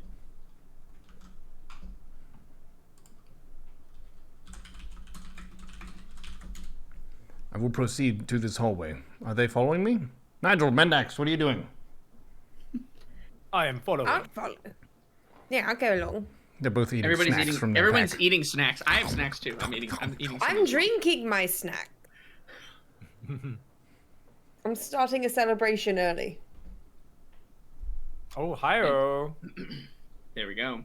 We're almost there. 1 hour away until it is Mendax's birthday, might I say.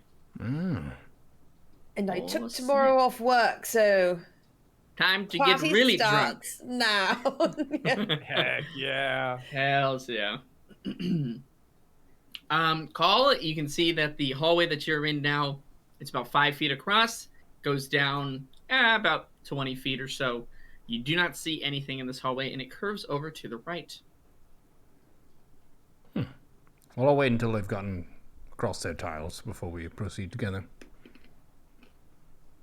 Yeah, they're right behind you. Okay, then I'll proceed down the hall and to the right. You do so.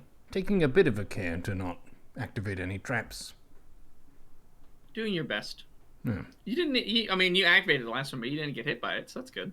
Yeah. Yeah, you move down. You can see that the hallway now that you're facing down goes for about another 15, actually like 30 feet or so. And there is the end, which curves to the right. But before that, about 10 feet ahead, there is another passageway that leads to the right and a little inlet that's to the left.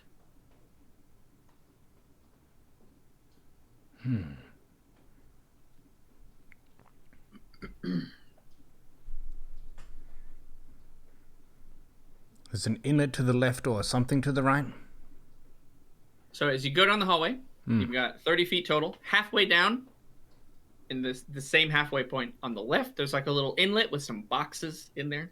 Almost looks like, like a little closet kind of area. And there's a passageway that goes to the right that leads to some room. If you go all the way to the end of the hallway, there is a passageway that leads into a room towards the right. Let's check these boxes. Yeah, give me a perception check on the boxes. 16 plus 5 is 21. Yeah, you check the boxes. Exactly how are you doing that? Are you opening them? Are you just kind of looking them over, seeing if they have any writing and stuff on them? Just make sure there aren't any, like, cheese traps for rats or anything that might snap my finger. Yeah, and I'll open a box. Yeah, you open one of the boxes, you see it's empty. What? You don't see any. Yeah, you don't see any traps or anything like that. With a 21, though, as you're sort of getting closer and creaking open one of the tiles, you do see sort of something behind the darkness that's above you. It gets uncannily dark at the ceiling of this little inlet. What the hell? But you thought you saw something moving behind that. Maybe there was something in the box and it escaped. Maybe. There's something here. Do I have a torch on me? Yeah, I'm sure you do. Inventory. I do have a torch. Can I light a torch? I have 11 torches? You have a lot of torches. Yeah, I'm sure everyone has probably like 5 to 10 torches on I them, don't know. I used a actually. lot of mine at certain points, and I think I've taken you might them not out. have as many. Okay. You have no torches. You're fucking torch rich You're as fucking shit. torched. You're torched out. Okay, I you lit have this a- torch and I have 10 left. Okay, you do so. It lights up the dark area that's at the ceiling over there, and you can see that it is one of the sort of black-robed assassins hanging on to the ceiling, waiting to ambush anybody that comes through. As the sparks light up, he will try to dive onto you and attack you. Give me a dexterity save. 10 plus 3 is 13. You are not able to dodge out of the way as the assassin sort of tackles you to the ground. Give me, what's your armor class again? 7 fucking teen. That's right. He is going to try and stab you.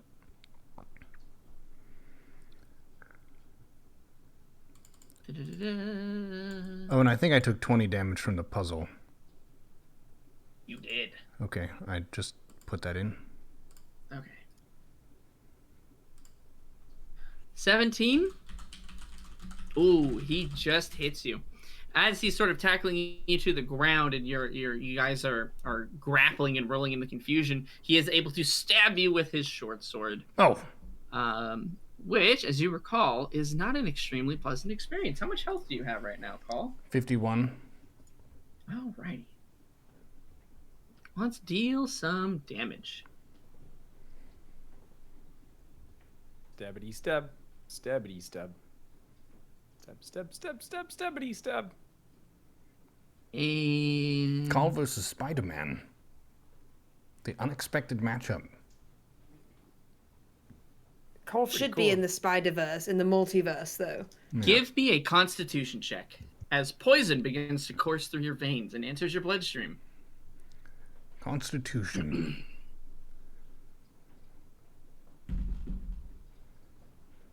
11 plus 4 is 15.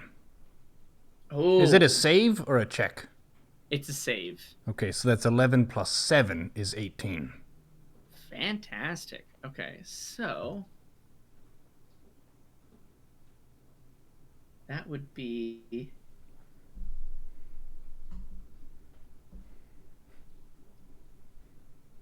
Okay, so that is.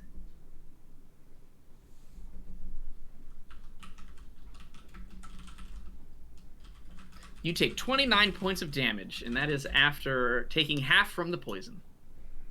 Ow. Even with this 18? Wow. Yeah, that's half. That's with half poison damage. Oh yes, that is. Sneak attack plus poison, plus stab.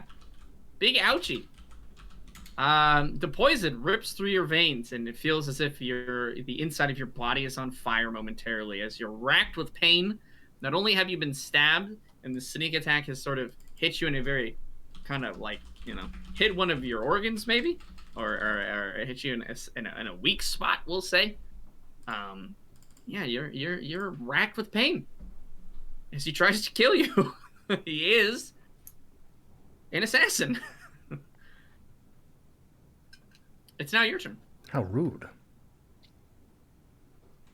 Well, I would like to scythe bite this assassin. All right, sounds great. Go ahead. Gonna be a d20 plus 6 to hit. Okay. 5 plus 6 is 11. Mm-hmm.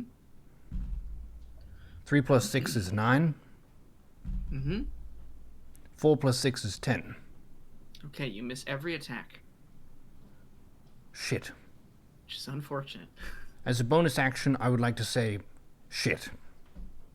Okay, you can do that as a free action. I wouldn't even take your bonus action for that. Okay. Shit. All right, look, Khaal. I saved a fireball for this moment. Fireball is an AoE spell. Nigel Here about comes to- the juice. Nigel about to TPK. Let's see it. I love it. Awesome. AoE, awesome of effect. Is that what that stands for? It's all right. Awesome effect. Yeah. Just cover up your eyebrows, Khaal. Awesomeness You'll be over right. everyone. I have a potion of greater healing. Can I have that as a bonus action? I don't think I was letting you guys do that as bonus actions because you don't have it out in your hand. You have to get into your pack. I'll let you grab the potion from your pack, sacrifice your movement for that. Well, if I moved, No. I would get an attack of opportunity anyway. Yes. Yep. Then I will very true. get the little potion from my satchel ready to go. You do so. Mendax and Nigel, give me initiative rolls to see which of you goes next. I got 19 plus 3.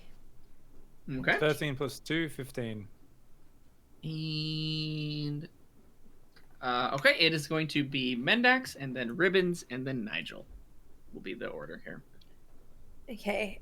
And we're not standing directly right next to him, correct? Are we back a ways? You are standing directly right next to him. Oh, perfect, because I want to go with Rapier and Dagger.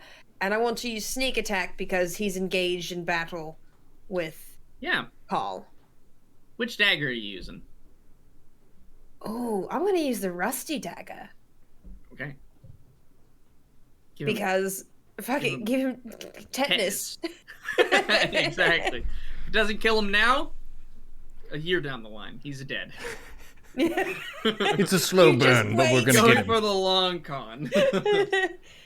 Maybe not today, maybe not tomorrow. But soon. Okay. One day. All right. Okay. So that means I get advantage then as well, correct? Yes, I believe Yes. you're. Okay. Yep. Okay, well I got an 18 plus 6 for the rapier That'll hit. and an 8 plus 6 for the dagger. But that's without the advantage. That will not hit. So Okay, yeah, that's still better than what I rolled after because I rolled 2 1s. okay, so we got a rapier hit. Okay, so that's 1d8 plus 3, but it's sneak attack, so then I also get the bonus damage on that as well. The 3d6. All right. Sounds So good. 1d8. Where are you, lovely? And it's a 2 plus 3, so that's 5, and then 3d6s. Plus a 6 is 11, plus a 3 is 14, And plus another 3 is 17. All right. 7 fucking teen it is. Yeah, you poke him. Yeah. And it hurts quite a bit. You thrust with the rapier. You're unable to land the rusted dagger, though, as it is a bit of a scuffle. Khaal is still sort of tossing and turning here, trying to get this assassin off of him. And he's maybe even convulsing a little bit from the pain from the poison. Who knows? Get off me, you fool! But yeah, you're able to land and stick him with the pointy end of the rapier as it sinks into his side. Okay, I'm not going to disengage this time, only because I'm standing right next to Khaal and I don't want him... I want to keep as many targets as possible to hopefully spread out the damage. Sounds good. And is that going to be the end of your turn?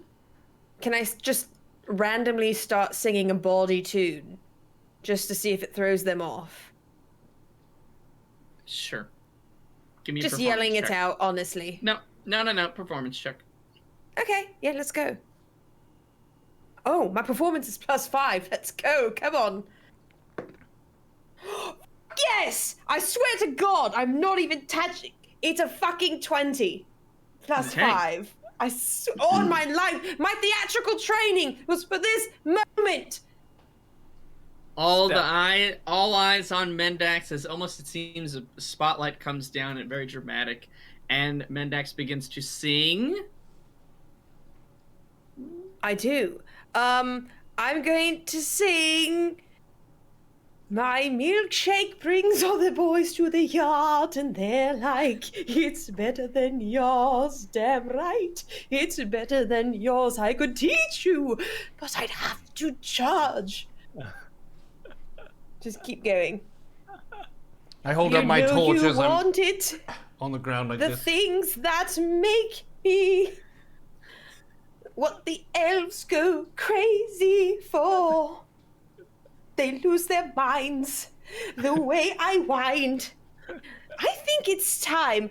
La la la la la.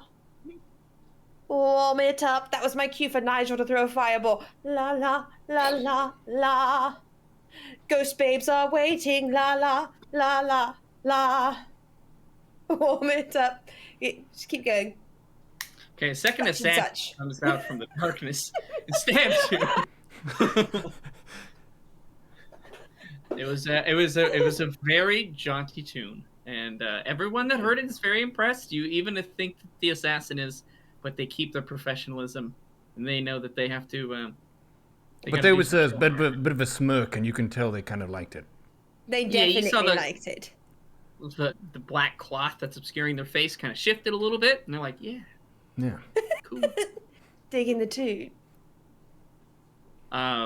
Ribbons will clap. And that's all he's going to do for his turn. He's too enchanted with the tune to actually focus on anything, I'm afraid to What? say. No! Nigel, your Backfire. turn. Oh my. So has the assassin and Khaal separated from each other while getting stabbed, or? They're still kind of tumbling on the ground. Is there a chance I hit Khaal if I shoot fire at the back of this idiot? Oh, I think we know the answer to that question.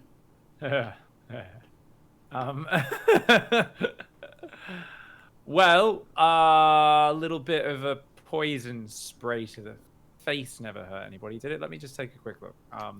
It might actually. Is it an AoE? No, it's not actually. Yeah. It's a targeted puff onto something. Huh, Well, yeah, it's not. Wow, that's impressive. Okay.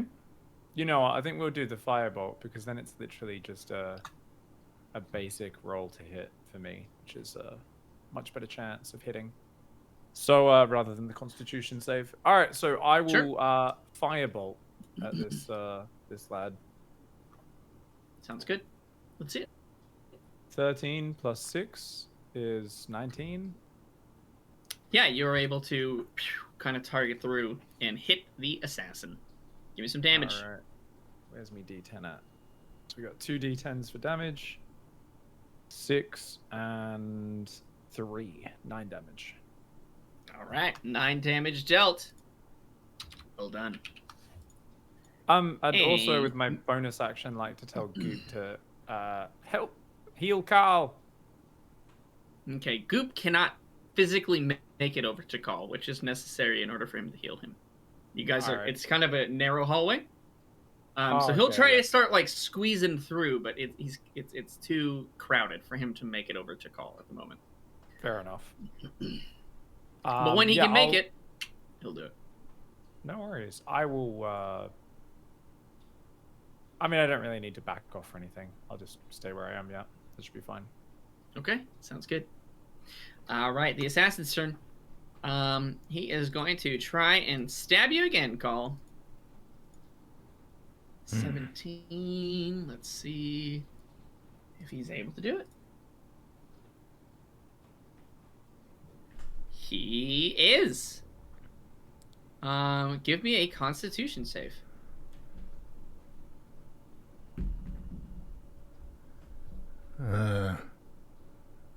1 plus 8, or 1 plus 7 is 8. Okay, that is not going to be enough. Let's see here. Oof. Khaal is looking wounded. Alrighty, let's take a look at how much damage we're doing.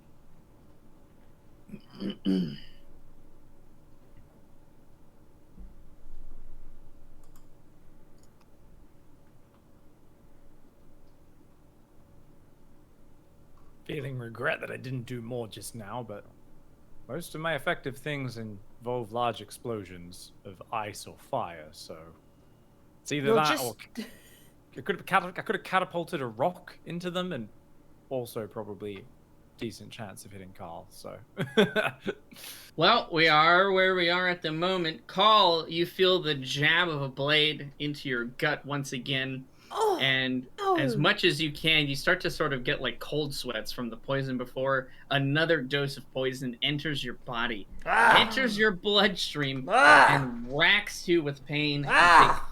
You take 31 damage, I'm down. which brings you to an unconscious state. You see Khal's body go limp and stop moving. Jeebus.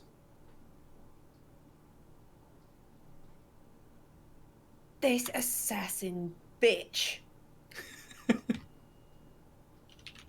I'm fucking pissed and concerned. Yeah, he just two-shot Khal. So that is a problem.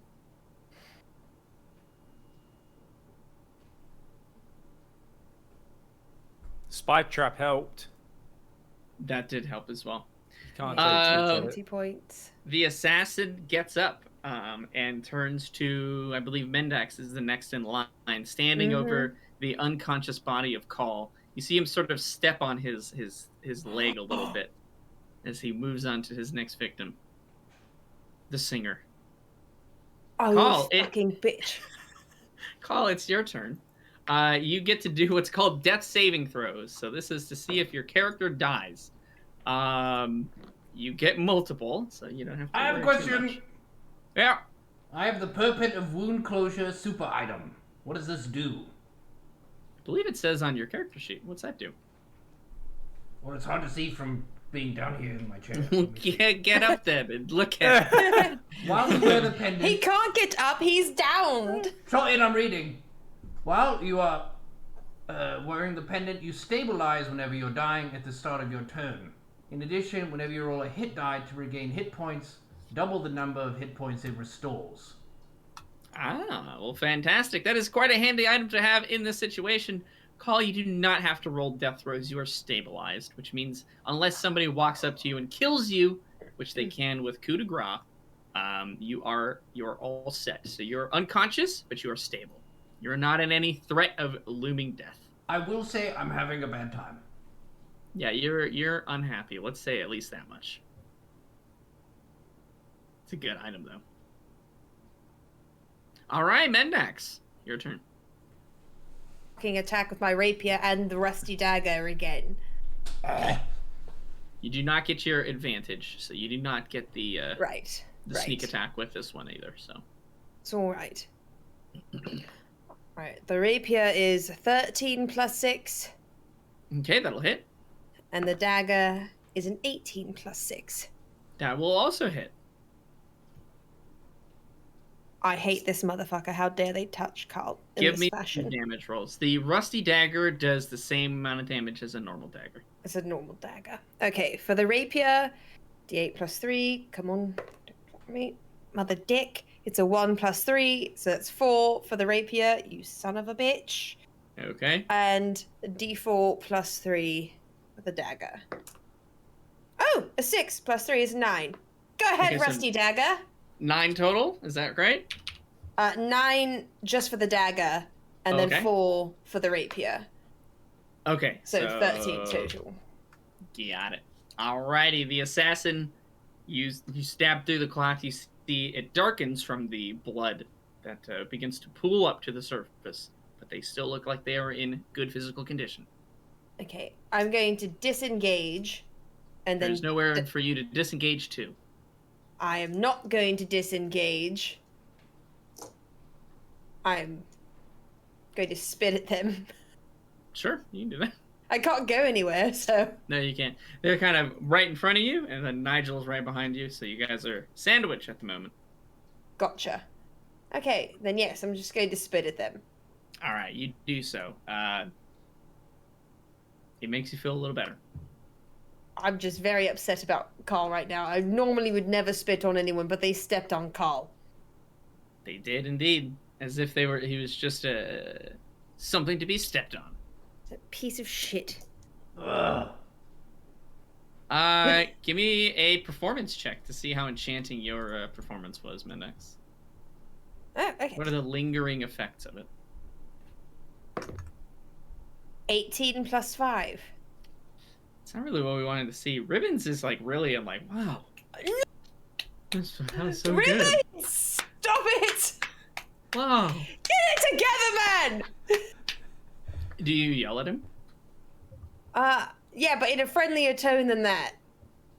What do you say? Ribbons! Head in the game! Oh. All right then. Sorry about that. What happened? Oh dear. What happened to Cole?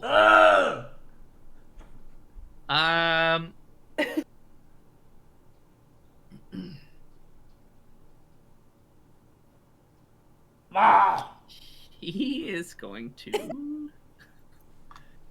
He's definitely gonna heal, but what's he gonna do?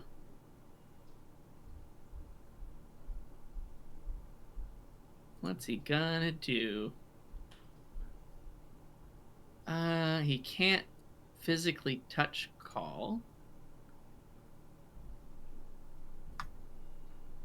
Khaal, he is going to cast a level 1 healing word on you, my friend. Which will regain. Let's see. A total of 5 HP. But the important thing with that is you are Balls. back up and awake. Oh, and no, he didn't roll for it, so it's not doubled. Shit. Yeah. That's the thing he's wearing, yeah. Yes, he would have to restore his own HP with it. Yep. Oh. My everything hurts. Yep, but you're alive. Which you're the periapt of what is it? Wound closure or vitality? Wound You sort of closure. feel a sort of warmth that emanates into your body from it. I'm too And as stubborn you- to die. As you regain consciousness, it goes a bit colder again as it seemingly deactivates. That'll be Ribbon's turn. Nigel, here we go, my friend. I can't let you get close. I'm freaking out. I pick up a rock which I have been sharpening while unable to sleep on one of the nights on the way here because this land is shit and this future is shit. So this is my vengeance stone. So unlike the smooth ones I normally catapult at people, I have a sharpened rock which I am now going to catapult into the torso of this mother trucker. All right. All right. Level 2 spell slot we're going to be using for this one. Sounds good. using up a good bit of wizard juice for it, and that is Wizard going juice. to be. Oh damn! Assassins are probably pretty dexterous, aren't they? Shit. All right. All right. It's a dex save of 14 for the Alrighty. the assassin. Let me see. Oh, they are definitely going to be able to sort of matrix dodge their way on that one as they sort of lean back. The rock flies past them. We will say that it does not hit Khaal and kill your friend. But does he just take half damage, or does he completely avoid it?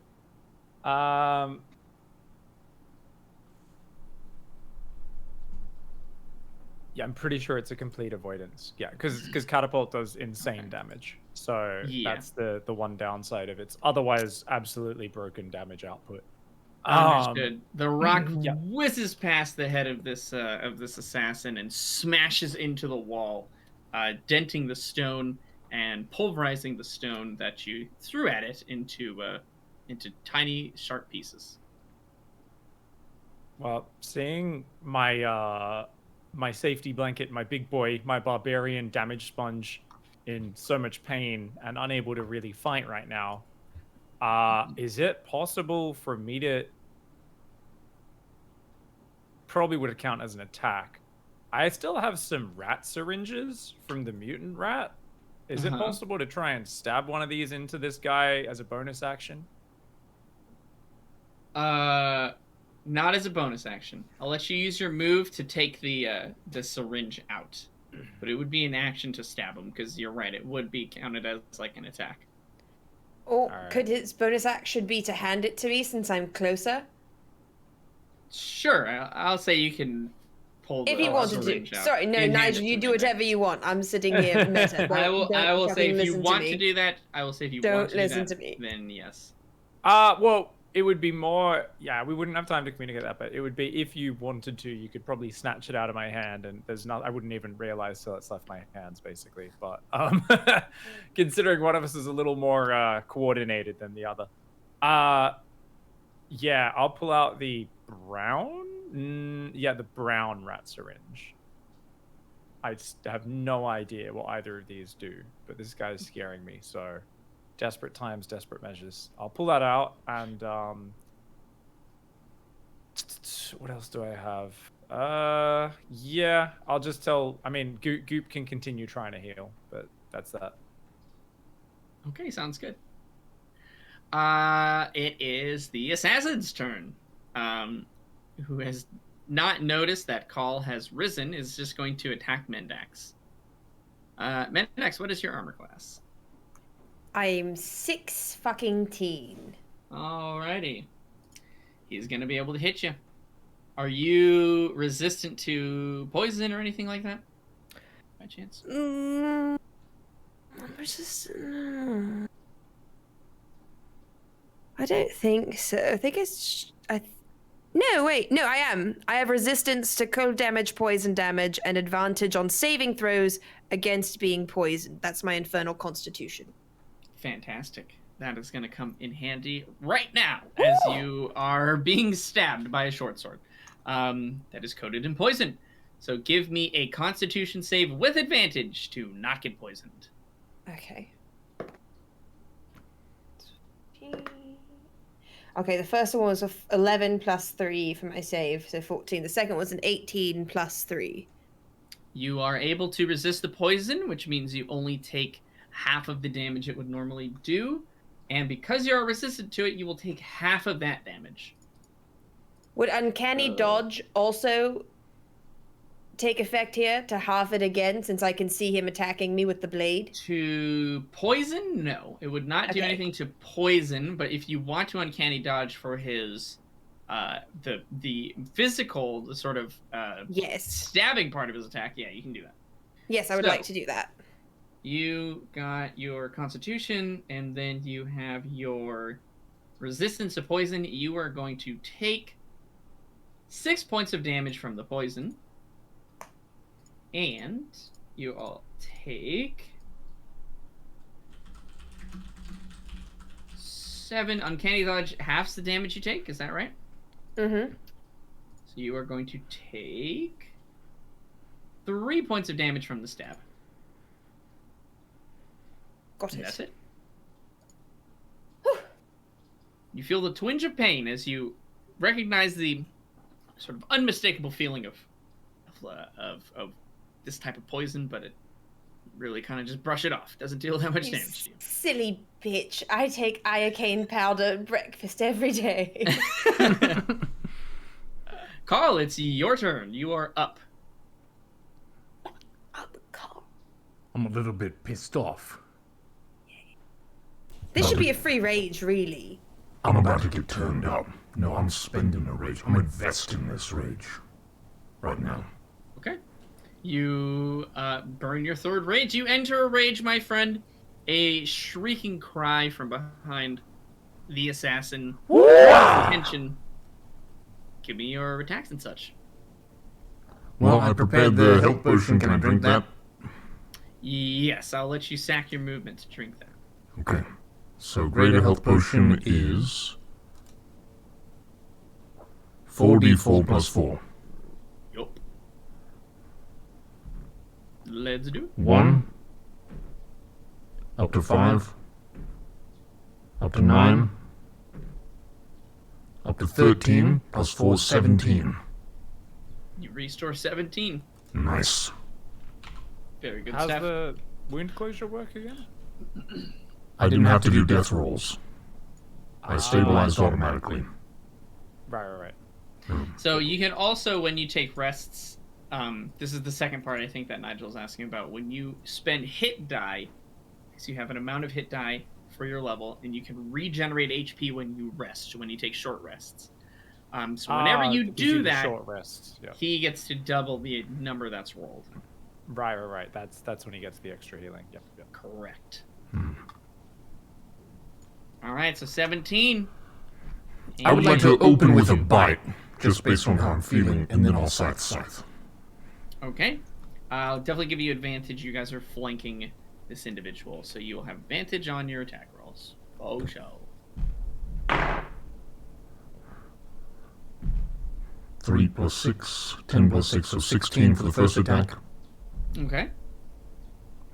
2 plus 6, 17 for the second attack. Okay. 3 plus 6, 2 plus 6. So 9 for the third. Okay, so the third attack is going to miss, but the other two are going to hit. Okay. First one is the bite. All right. Let's see it. 1d8 plus 3.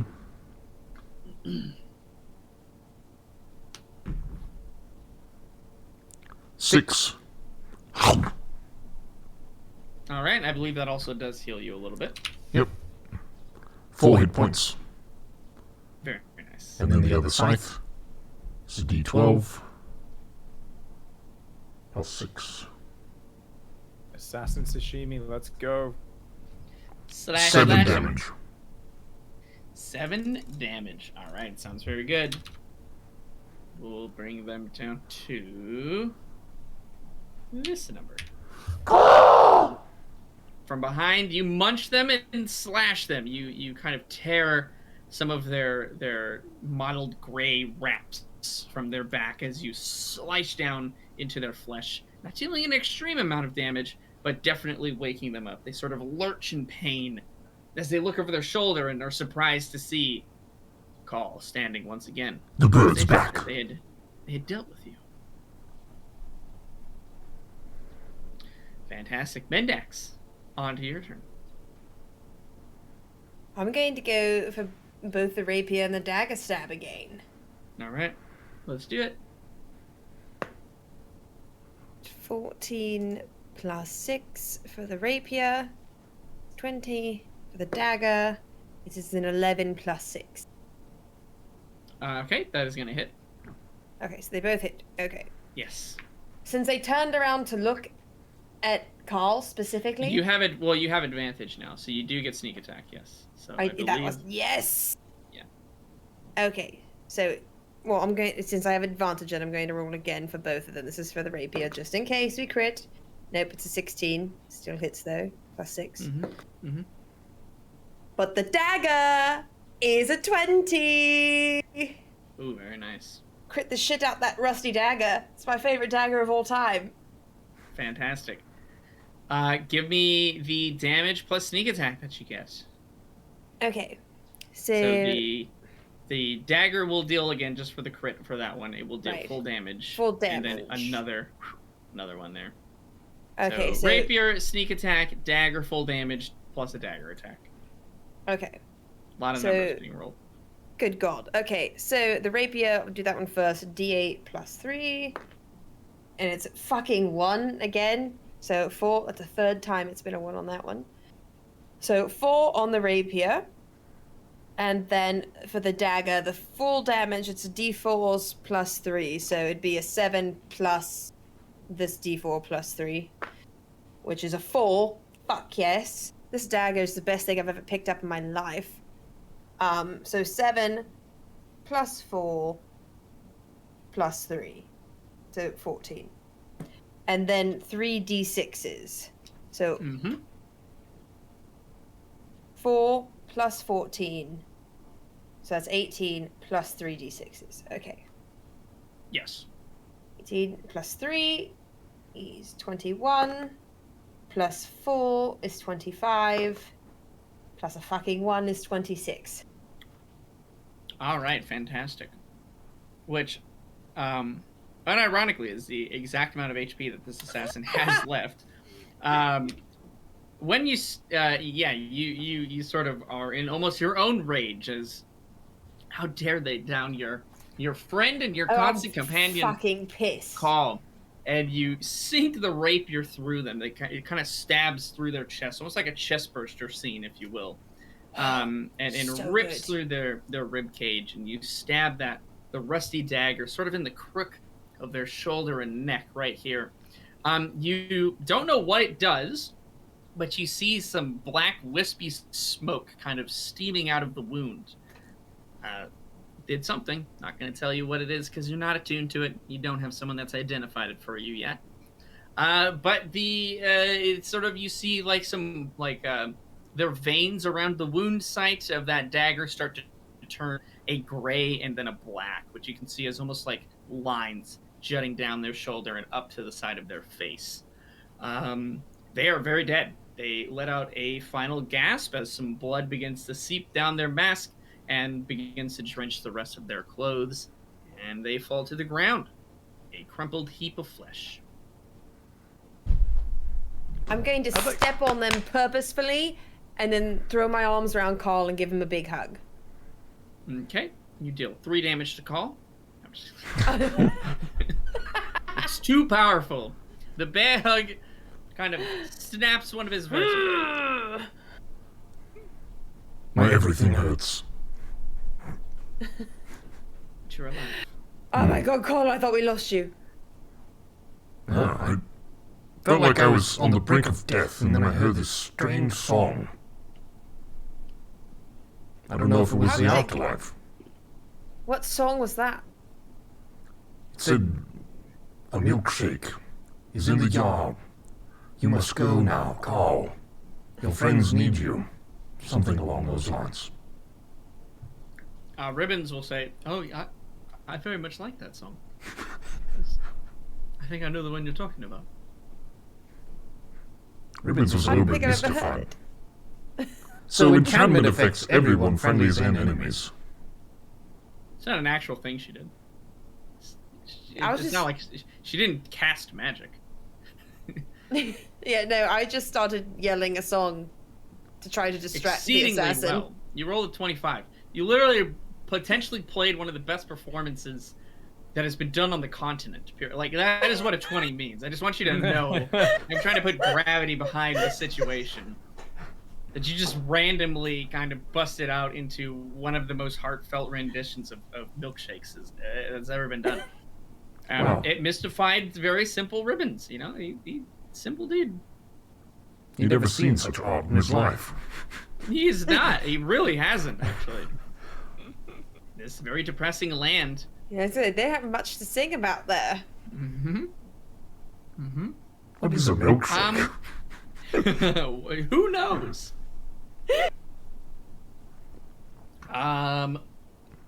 Khaal, let's see. Ribbons will try to work his way to the front and assess your wounds. How wounded are you, my friend? 26 out of 71. Very wounded. Very wounded. All right, he is going to... He said 26. How do you still have more HP than me? You almost died. There You are was- the biggest, thickest burb. I got a 5 health heal from the from Ribbons, from his power word, which was Savam! And then there was the greater healing potion that I prepared and then drank. Oh, that's right, the greater healing Yeah. potion. And I wasn't even questioning it. I'm just always so impressed at. How did the you go biggest, from thickest 0 list. to 27 in a turn? Oh, and then his bite also did heal him as well, so that is another big factor too. So, he is going to. Is anybody else wounded? I'm 25 out of 52. And Nigel, what about you? I'm untouched. I mean, I was Okay, getting yeah, you're worried. chilling. Nigel the Untouched. I was about to charge forward and try to stab a syringe into this guy because he was freaking the heck out of me that he took Khaal down, but thankfully we didn't need to do that because I'm not normally one for gambling, but I'm pretty sure there was a 50% chance this was just going to give him giant muscles and the ability to beat the crap out of us before he spontaneously exploded a minute or two down You the track. never know. I would have certainly rolled for it at least, but that was on my mind for sure.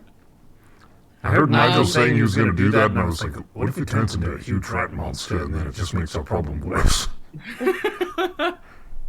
Yeah. It's a cloning potion. He splits into two, and there's now double.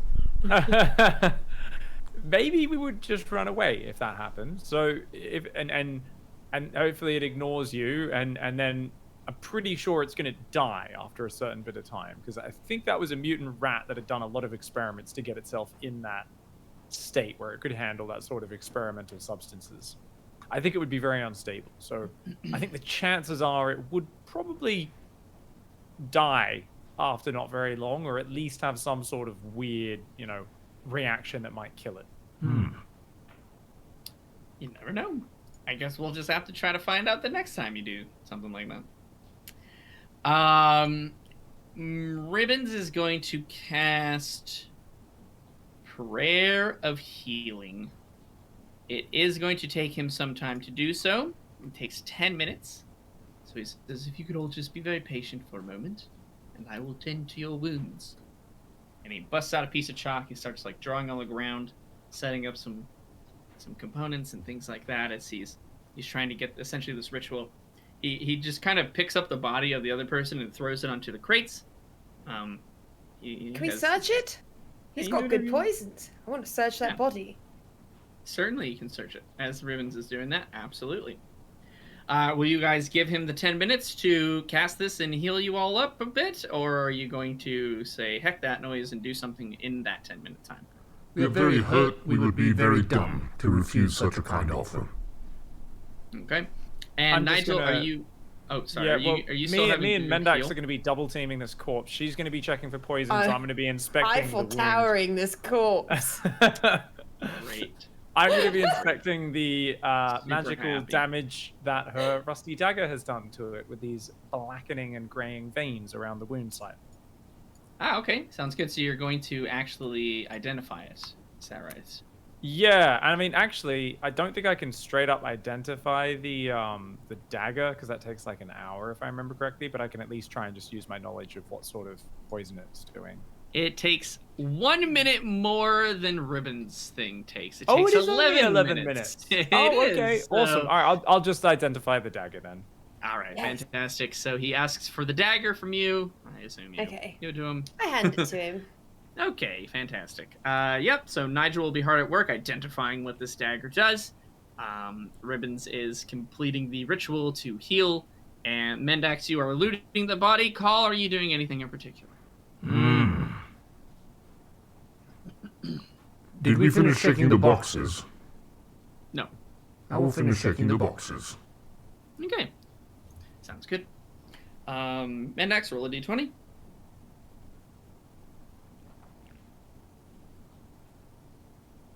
What did you roll? Sorry. A 7. A 7. Fantastic. Roll another d20. Oh shit! Is his body booby trapped? Better not have Oh, like that some would be funny. canister up his bumhole.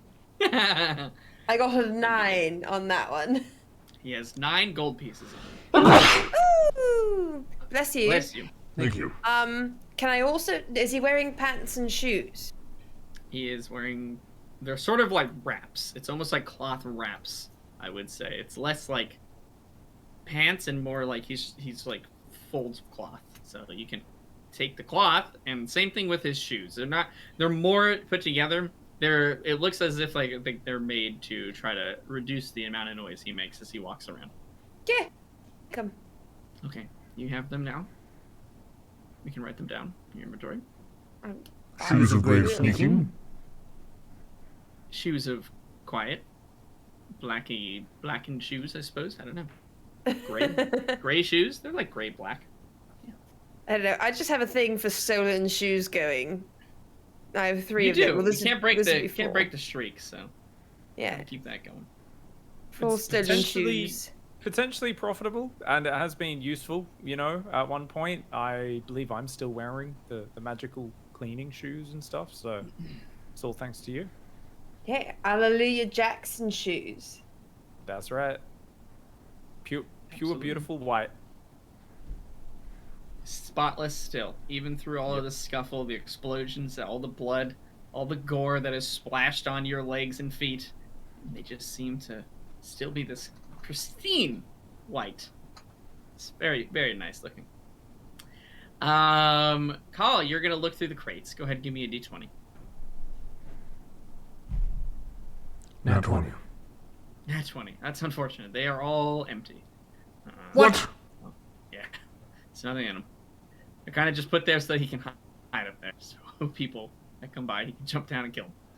Well, that sucks. Let's see. Rivens will finish his ritual and will heal.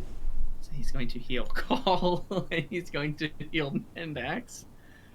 Gosh, I think there's something in these crates. Oh, it was just the wind. Never mind. What does it say? Fuck doors. Ribbons will heal Khaal and Mendax for 21 HP each. Oh, Daddy That is- Ribbons. That does busted a spell slot 3 right there, so he doesn't have many of those left. He'll heal himself. I think he actually also has a little bit of damage done. The healing that you receive from this, it almost feels... Well, magic in and of itself is unnatural. I will say that much. Normally, the healing sort of feeling that you get from spells is much more sort of bright, warm, and sort of like clarity. Whenever you're healed by ribbons, and even more so now with such a large heal that you received from him, you almost get more so like a cold and clammy feeling. Like wounds are being sewn shut as opposed to they're naturally sort of regrowing the tissue. It's the same effect. It's the same kind of, the same end result. But you just sort of get a shiver that runs down your spine. You don't really get that bright and energetic feeling. Although after the healing is finished, you feel great. So So it's a similar overall potency, but the aftertaste is like, oh, hell. yeah, the experience is mostly rather unpleasant, and the aftertaste kind of leaves you in like just feeling a bit unsettled. He looks a little spent for a moment, so he takes a seat and is sort of breathing a little hard, trying to regain his energy. Thanks, Ribbons. Take a breath and I'll pat him on the back. And you pat him on the back. You have grease and sweat on your fingers. I will do this. Nigel, just a minute after that is finished, you complete identification of the dagger. And you know, though you do not know, the name is not really super important. I'll let you name it whatever you like to, Mendax, if you have a thing that you would like to do. you know that this dagger specifically does extra damage for sneak attacks.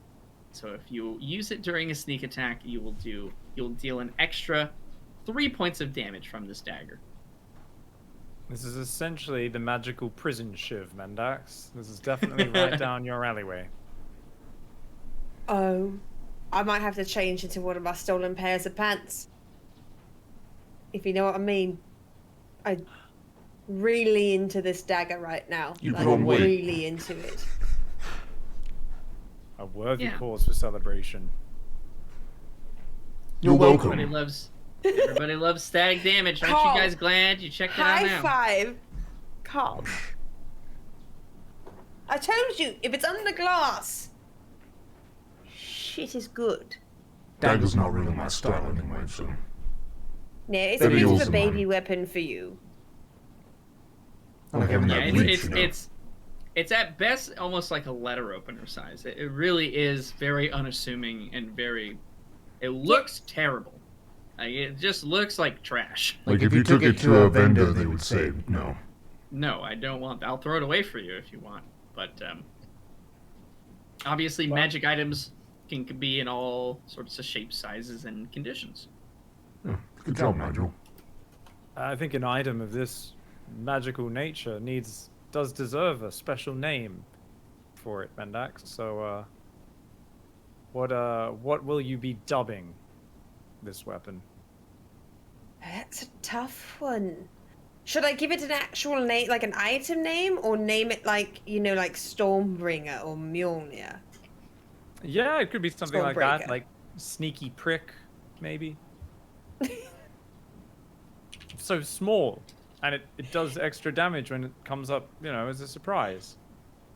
There you go. Yeah, you know what Sneaky Prick it is. You could just call it Rusty.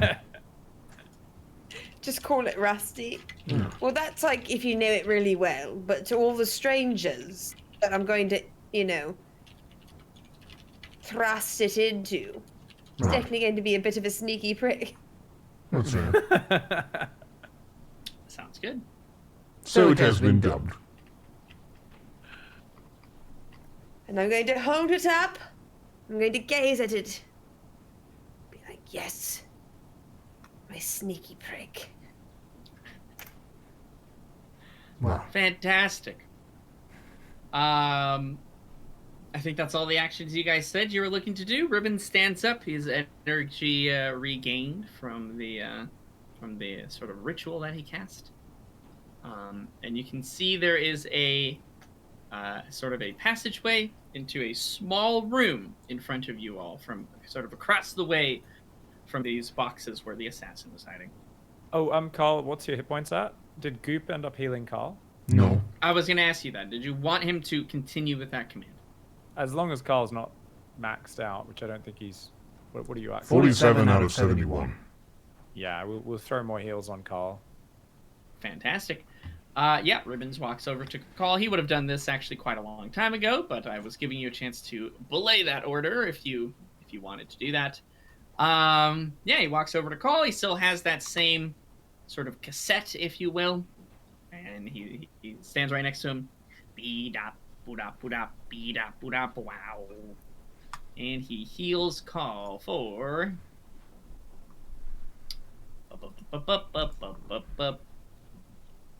How much do I normally do that for? He heals him for 9 damage. Oh, that's pretty good. Well, That's good. It's about the most use. I think that's the biggest heal we've had from him. Go ahead, Goop. Well done. Good job. Well done, Goopy. well done, well done. All right. Yep. So Goop has healed him. I think we're good there. What would you guys like to do? You can continue down the hallway, which takes a bend to the right, or there is a sort of passage that's right behind you all from the closet that leads into a small room. In that room, you see that there is a pedestal in the middle.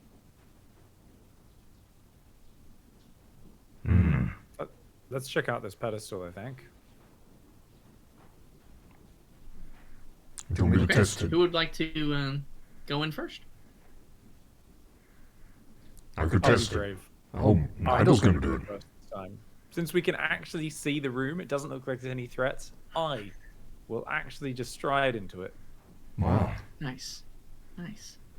Nigel, you take the lead. You step into the room first. It is a, we'll say like a 15 by 15. So it's a bit more sizable than the hallway you guys have been cramped into. Now you can sort of spread out a little bit more. In the center of the room, there is a pedestal that's sitting there. It looks to be made of like a white marble. And on the top, there is an iron rot chest. A what, sorry? An iron rot chest, so it's just made of like a simple iron steel, if you will. Ooh. And it's a chest. Things on pedestals scare me. Mendax, any traps you recognize on that? Let me take a look. I would like to check for traps. Or to see if it's drooling a bit like it's a mimic. It's got me once. I've been got once on these fucking chests. You have. You absolutely have. You step forward to inspect the chest. Give me a sleight of hand. 9 plus 3. That's another 12, just like the last time. Fantastic. While you do not see anything on the chest, something on the ceiling draws your attention, less so as of something that you see, more that you hear this kind of like slurping sound as something falls and hits your back. But we'll have to see what that is next time because we are at our time for this It's session disgusting, today. not on my back. On your back. That's just rude. Gross. It could be something nice. Who knows? Oh, it could be a benefit. It could be. I can say call Nigel and Ribbons. You all see what it is, and you do not. You know that it is not good. But we'll have to save that for the next time. You guys made it through a couple rooms of this bandit dungeon, and we'll see how far you guys get next time. I think so far so good. You've gotten beat up, but you've also beat some people up. You found some treasure, and you've solved some puzzles. That was the closest to death I've ever been. I will say, though, now the only person who has not been downed is Nigel. Well, and Ribbons. Let's not put curses on people you already have a mess to deal with. I'm very upset about this whole back situation. It's okay. It'll probably wash out in the washing machine. Well, What ladies if and it's just gentlemen, it's just garbage? It's not actually an enemy or anything. It's actually just trash. It falls on you. Just to make you upset. the garbage chute, they keep the garbage just thing above the treasure. It's a bad Not design. the worst thing that could make a sound and then hit your back, if we're being honest. That's true. That's true. Thank you all for tuning in to Episode 5, Season 2 of Wayfarers Off to the Races in 2022. We are usually on Thursdays-ish, 9 p.m. Pacific Time, and we will see you all on the next one. Watch out for assassins in the corner, and be wary of treasures, because there could be a trap just behind. Bye, guys. Bye. Oh.